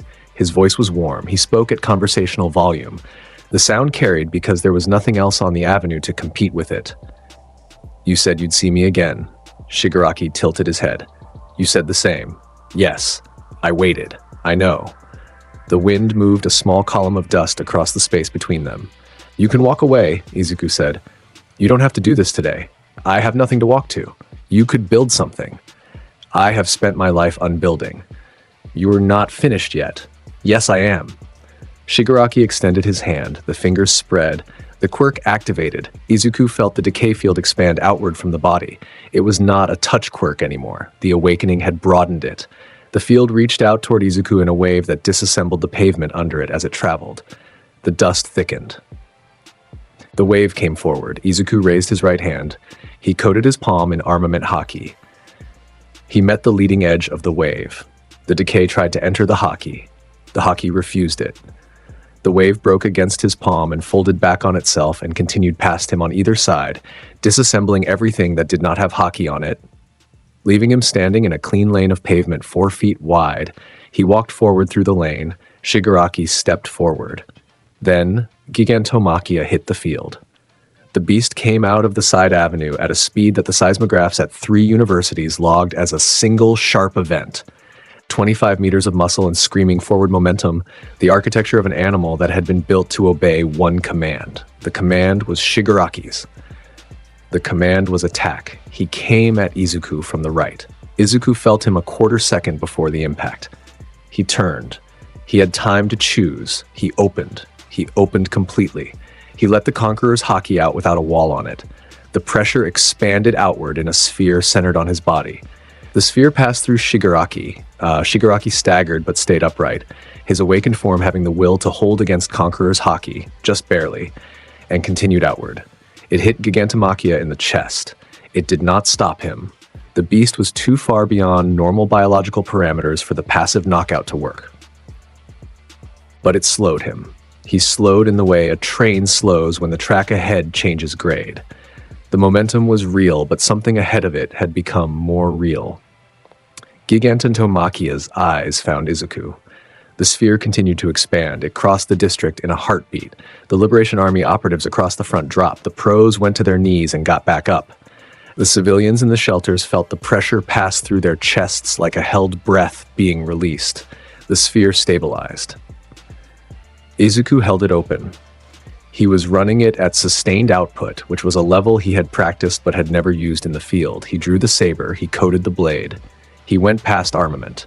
He poured advanced Conqueror's Haki into the steel until the blade was the visible crackling embodiment of every reserve he had. The lightning on the steel was red and black, and it was not a metaphor. It was the force that had cracked the USJ dome, condensed to an edge. He swung it at the ground between himself and Gigantomachia. The blade hit the pavement. The impact sent a fissure forward along the ground. The fissure was 6 feet deep and 60 feet long, and it hit Gigantomachia's leading foot.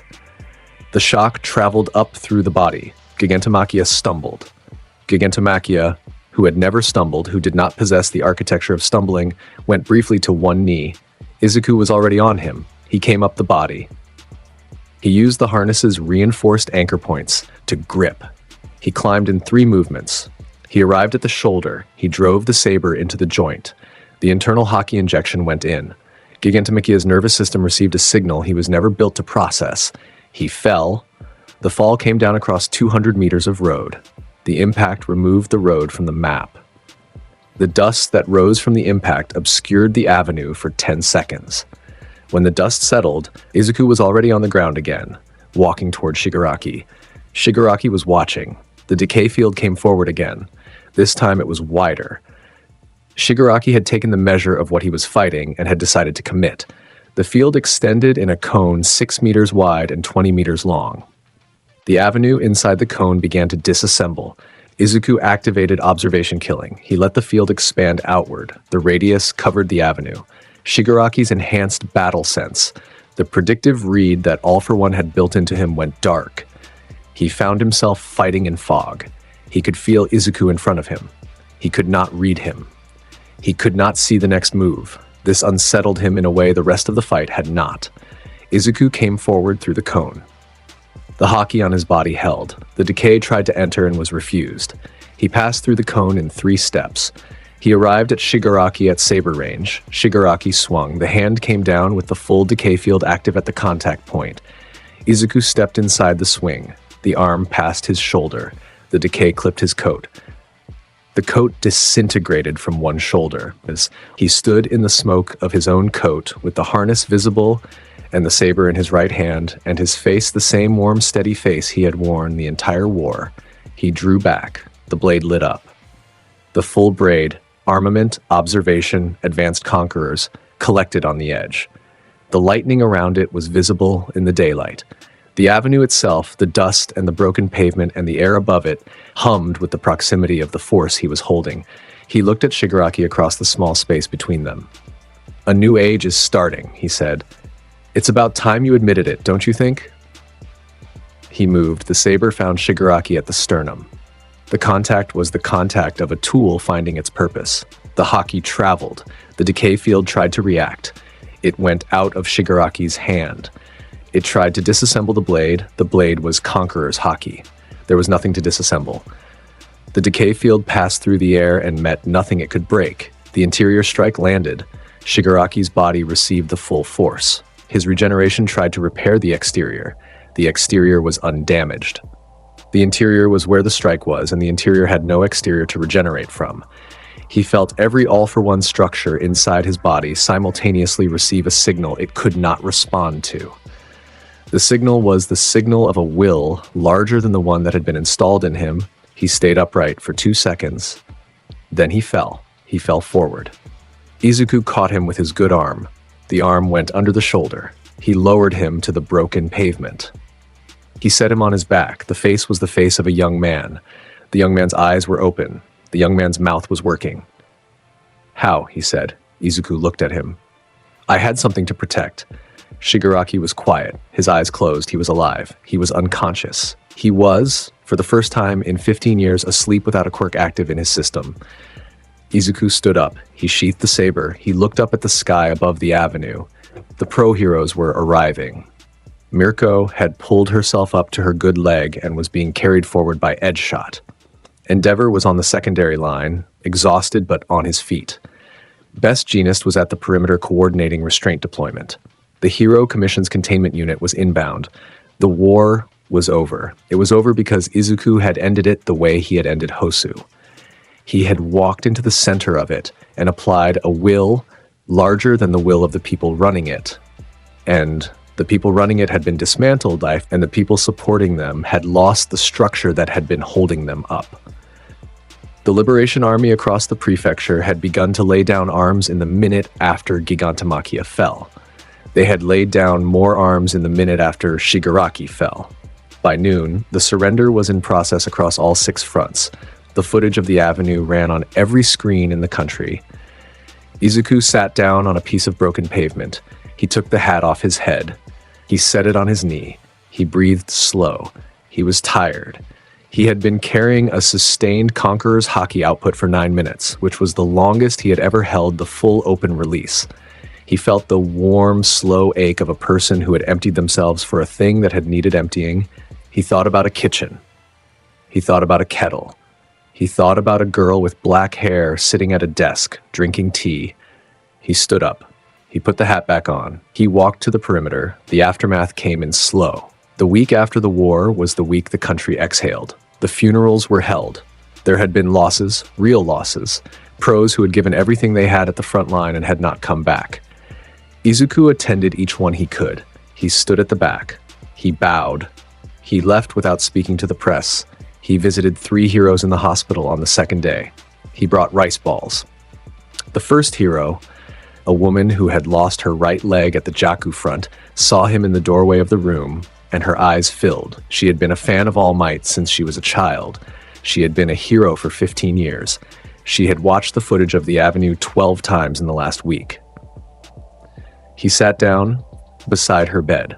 He set a rice ball on the tray. He asked her about her quirk. He was actually interested. He had always been interested in everyone's quirk. The conversation lasted 40 minutes. She would tell her grandchildren about it. Eri was at UA now. She had been placed under the school's care. She lived with Recovery Girl, and Aizawa took her to the cafeteria for breakfast some mornings. She had begun to speak more. She found Izuku in the campus garden one afternoon. She had something in her hand. She held it out. It was a small woven bracelet. She had made it in the craft session that Recovery Girl ran in the afternoons. He sat down on the bench. She sat down beside him. "For your wrist," she said. He held out his arm. She tied it on. The knot was the careful, precise knot of a child who had been shown how to tie a knot once and had decided to do it right. He held his arm out and looked at the bracelet. "It's beautiful," he said. She smiled. He did not take the bracelet off. He would not. It would still be on his wrist when he was 30. Koda arrived by train on the 4th day. He found Izuku on the steps of the campus library. He had the old straw hat in his hands. He held it out. "I'm holding it," he said, "but it's yours. Someday you're going to need it back." Izuku looked at the hat. He looked at Koda. The boy was 11 and serious. The boy had been wearing the hat in a glass case in his room for 5 years. The hat was worn. The brim had been rezoned twice. The black band around the base had faded to gray. "Not yet," Izuku said. Koda held the hat tighter. He sat down on the step beside him.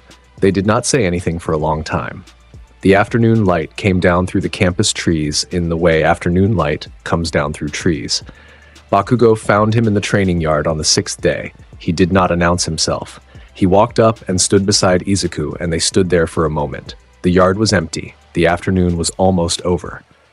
"The fight in the camp," Bakugo said. "Thanks. Don't mention it. I mean for what you said, on the comms."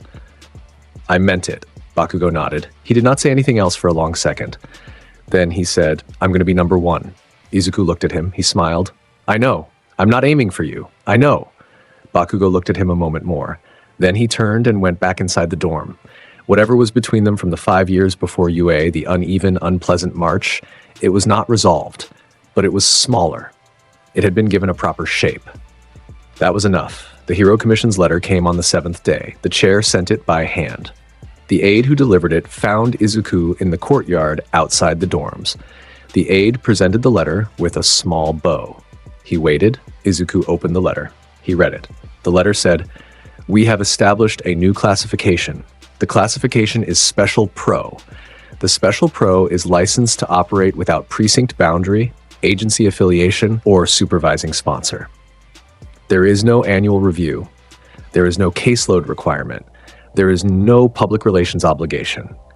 The Special Pro is asked, in the broadest terms, to be available to the country in the way that the country has, in the past week, demonstrated it would like the Special Pro to be available. The Special Pro is asked to graduate from UA on the standard timeline. The Special Pro is asked to come home for dinner." The letter was signed in the chair's hand. There was a postscript. It said, "I do not know what you are. I do not need to know." He read the letter twice. He folded it. He gave it to the aide and asked the aide to take it back to the chair and tell her thank you. He said the aide could keep the envelope. The aide tried to refuse. Izuku insisted. The aide took the envelope. He went back to Tokyo. He gave the chair the message. He did not tell the chair he had kept the envelope. He would frame it. Izuku walked back to the dorm. He went up to the roof. The roof of the dorm was 3 stories up. It had a low parapet and a row of HVAC units and a clear line of sight across the campus. The sun was going down. The sky over the city was the color of pale wine. Momo was on the parapet. She had come up an hour before. She had brought a blanket. She had brought a thermos of tea. She had been sitting with her knees drawn up under her chin and her face turned to the west. He sat down beside her. He did not speak. She poured him a cup of tea. He took it. They drank. The sky shifted by degrees. The wine became amber. The amber became gold. The gold settled into the first edge of evening blue. "I've been thinking about you," she said. "I know. Since the library, I know." She turned her face toward him. He was looking at her. He had been looking at her for some time. The look did not press for anything. The look just was. "The notes I was taking," she said. "The ones I told you were strategic research. They were not strategic research. I have been standing at the edge of something for months, and I am tired of standing." He looked at her for a long second. The look held. "The first time you asked me a question that had a real question inside it," he said. "I thought about you the whole way home. Every room you walk into has a different temperature than the room had before you walked in. When you built the harness, I looked at the measurements and I understood something about being known." She was quiet. "I've been waiting for you to get here," he said. She blinked. She blinked once. Her eyes were wet, but the wet was not the wet of being sad. It was the wet of a person who had been carrying a thing for a long time and had decided to set it down. "I know," she said. "I'm sorry it took me so long. Take your time. I've got all of it." She leaned into him. His one arm went around her. He pulled her in against his shoulder. She rested her head against the side of his neck. He set his cheek against the top of her hair. The afternoon went out around them. The roof was warm from the sun. The wind was small. They stayed there through the color of the whole sunset. Neither of them spoke. The silence filled itself. The lights of the city came on, one by one, beneath them. The campus quad lights came on. The street lights along the road beyond the campus came on. The buildings of the city, in their long rows down toward the bay, lit up in slow, careful sections like an instrument being tuned by an unhurried hand. He reached back. He took the hat off his back, the one he wore, the one that had replaced the one he had given to Koda. He held it in his lap for a moment. He turned it once in his fingers. He set it on her head. She looked at him. The brim came down over one eye. She pushed it up. "Hold on to that for me," he said. She looked at him. "For how long? I'll come back for it. Promise?" He looked at her with the face that was not the curtain and not the storm, the face that was just him. "Yeah," he said. "That's our promise." She held the brim with one hand. She leaned back against him. They sat with the city beneath them. Somewhere across the rooftops, the wind shifted. The wind carried for a half second the specific smell of salt water that had no business being this far from any ocean. It carried the ghost of a deck under feet that had walked on no deck in this life. It carried, in the quiet way the past carries forward, the snap of a flag with a skull and crossed swords above a sea that had been waiting for him a long time. He breathed it in. He held her. He was probably still hungry. He would get them something later. The kitchen at his mother's apartment was warm. The kettle was on. Tomorrow would be tomorrow. Tomorrow would have its own work in it. Tomorrow would come. Tonight was for this. She turned her face into his neck. He felt her breathe in. He felt her hand come up and rest over his hand where it sat against her shoulder. Her fingers laced through his. The straw hat sat on her head at the angle that hats sit on the heads of people who have decided to wear them for as long as the wearing is asked of them. Below them, the city kept breathing. It would keep breathing. Whatever came next, whoever came after the League, whoever decided in the years ahead that the green-haired special pro with one arm and a saber and a girl wearing his straw hat was a problem they wanted to consider. Those things were tomorrow's work. The sea, which had been waiting for him since he was 4 years old, had not asked for anything yet. He had a feeling it would. He had a feeling it would be patient about it. He pressed his lips against the top of her hair. He felt her smile against his neck. The hat sat on her head. The city went on. The sea waited. He laughed at something she said. It was a quiet laugh, and it was the laugh of a man who had, across 2 lives, finally arrived at the version of his story where the laughter was the loudest sound in the room. Above them, very high up, the first stars came out. He looked up at them. He thought about the deck. He thought about the people he would meet in this life who he had already known. He thought about the work ahead. He thought about his mother's kitchen. He thought about the woven bracelet on his wrist and the small girl who had tied it on. He thought about a 6-year-old on a pier with a juice box. He thought about a saber arriving in a wooden case from a man who had never come back. He held the girl beside him. He held her with the patience of a person who had decided a long time ago that this person was worth the wait. The night came down. It was a good night for rice balls. He laughed again, and she laughed with him. That and the straw hat sat between them in the soft, warm dark like a small, bright thing that had finally come home. The hero roster. A massive salute to the legends backing this journey. Your support is what keeps the momentum at an all-time high and the dream moving forward. You guys are the absolute best. Pro heroes, the elite front line, stepping up and setting the pace for the whole community. DA, Fire 05. Symbol of peace. The pillars of the community, the titans who keep our foundations solid and the hype at an all-time high. Alexander Igarza, That Guy Miso, Deck, Lydell Scott Jr., James Martin, Victor Laroux, Rune Brokstad, Ariuse Bryant, Jonah Wheeler, T-Mac, XXHJRX3A7XX, Hyperbeams, Michael Murphy, Grand Region Kell, Sin Hunter, Logan Bland, Alexander Johannes, Alex Morgan, Ray Various, That Other Guy Too, Chad Reynolds, T Mackie 68 Rimuru, A Zetros, dweller of the deepest depths, Lone Wolf, Jacob Ropes, Bully Maguire Shadow,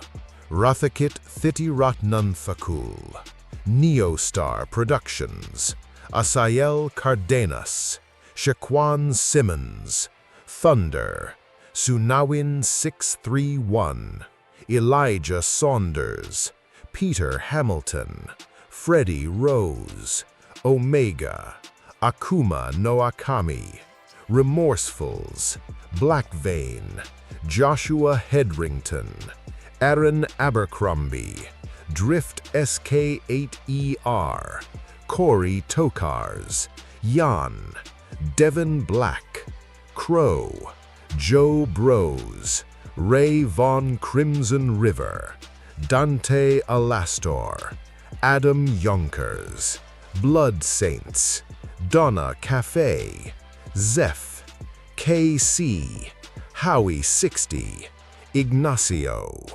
Hope of the universe, the ultimate guardians, celestial tier supporters whose impact literally shines across the galaxy. Void Rot, Chaos Umbre, Noroi Uzumaki Uchiha, Tyshawn Palmer, Coldbane 4, The Maniac 563, Debs, LS Morningstar, Marl, Spintown, I Shoot X50, Greg Green, James, Q Hon Yen Thompson, Juan, and Zeno KJ. Insane ride, right? Thanks for watching the full Deku Shanks saga. Absolute fire from start to finish. Hit subscribe for more wild crossovers and breakdowns. Drop a like if this beast earned it. Stay savage out there.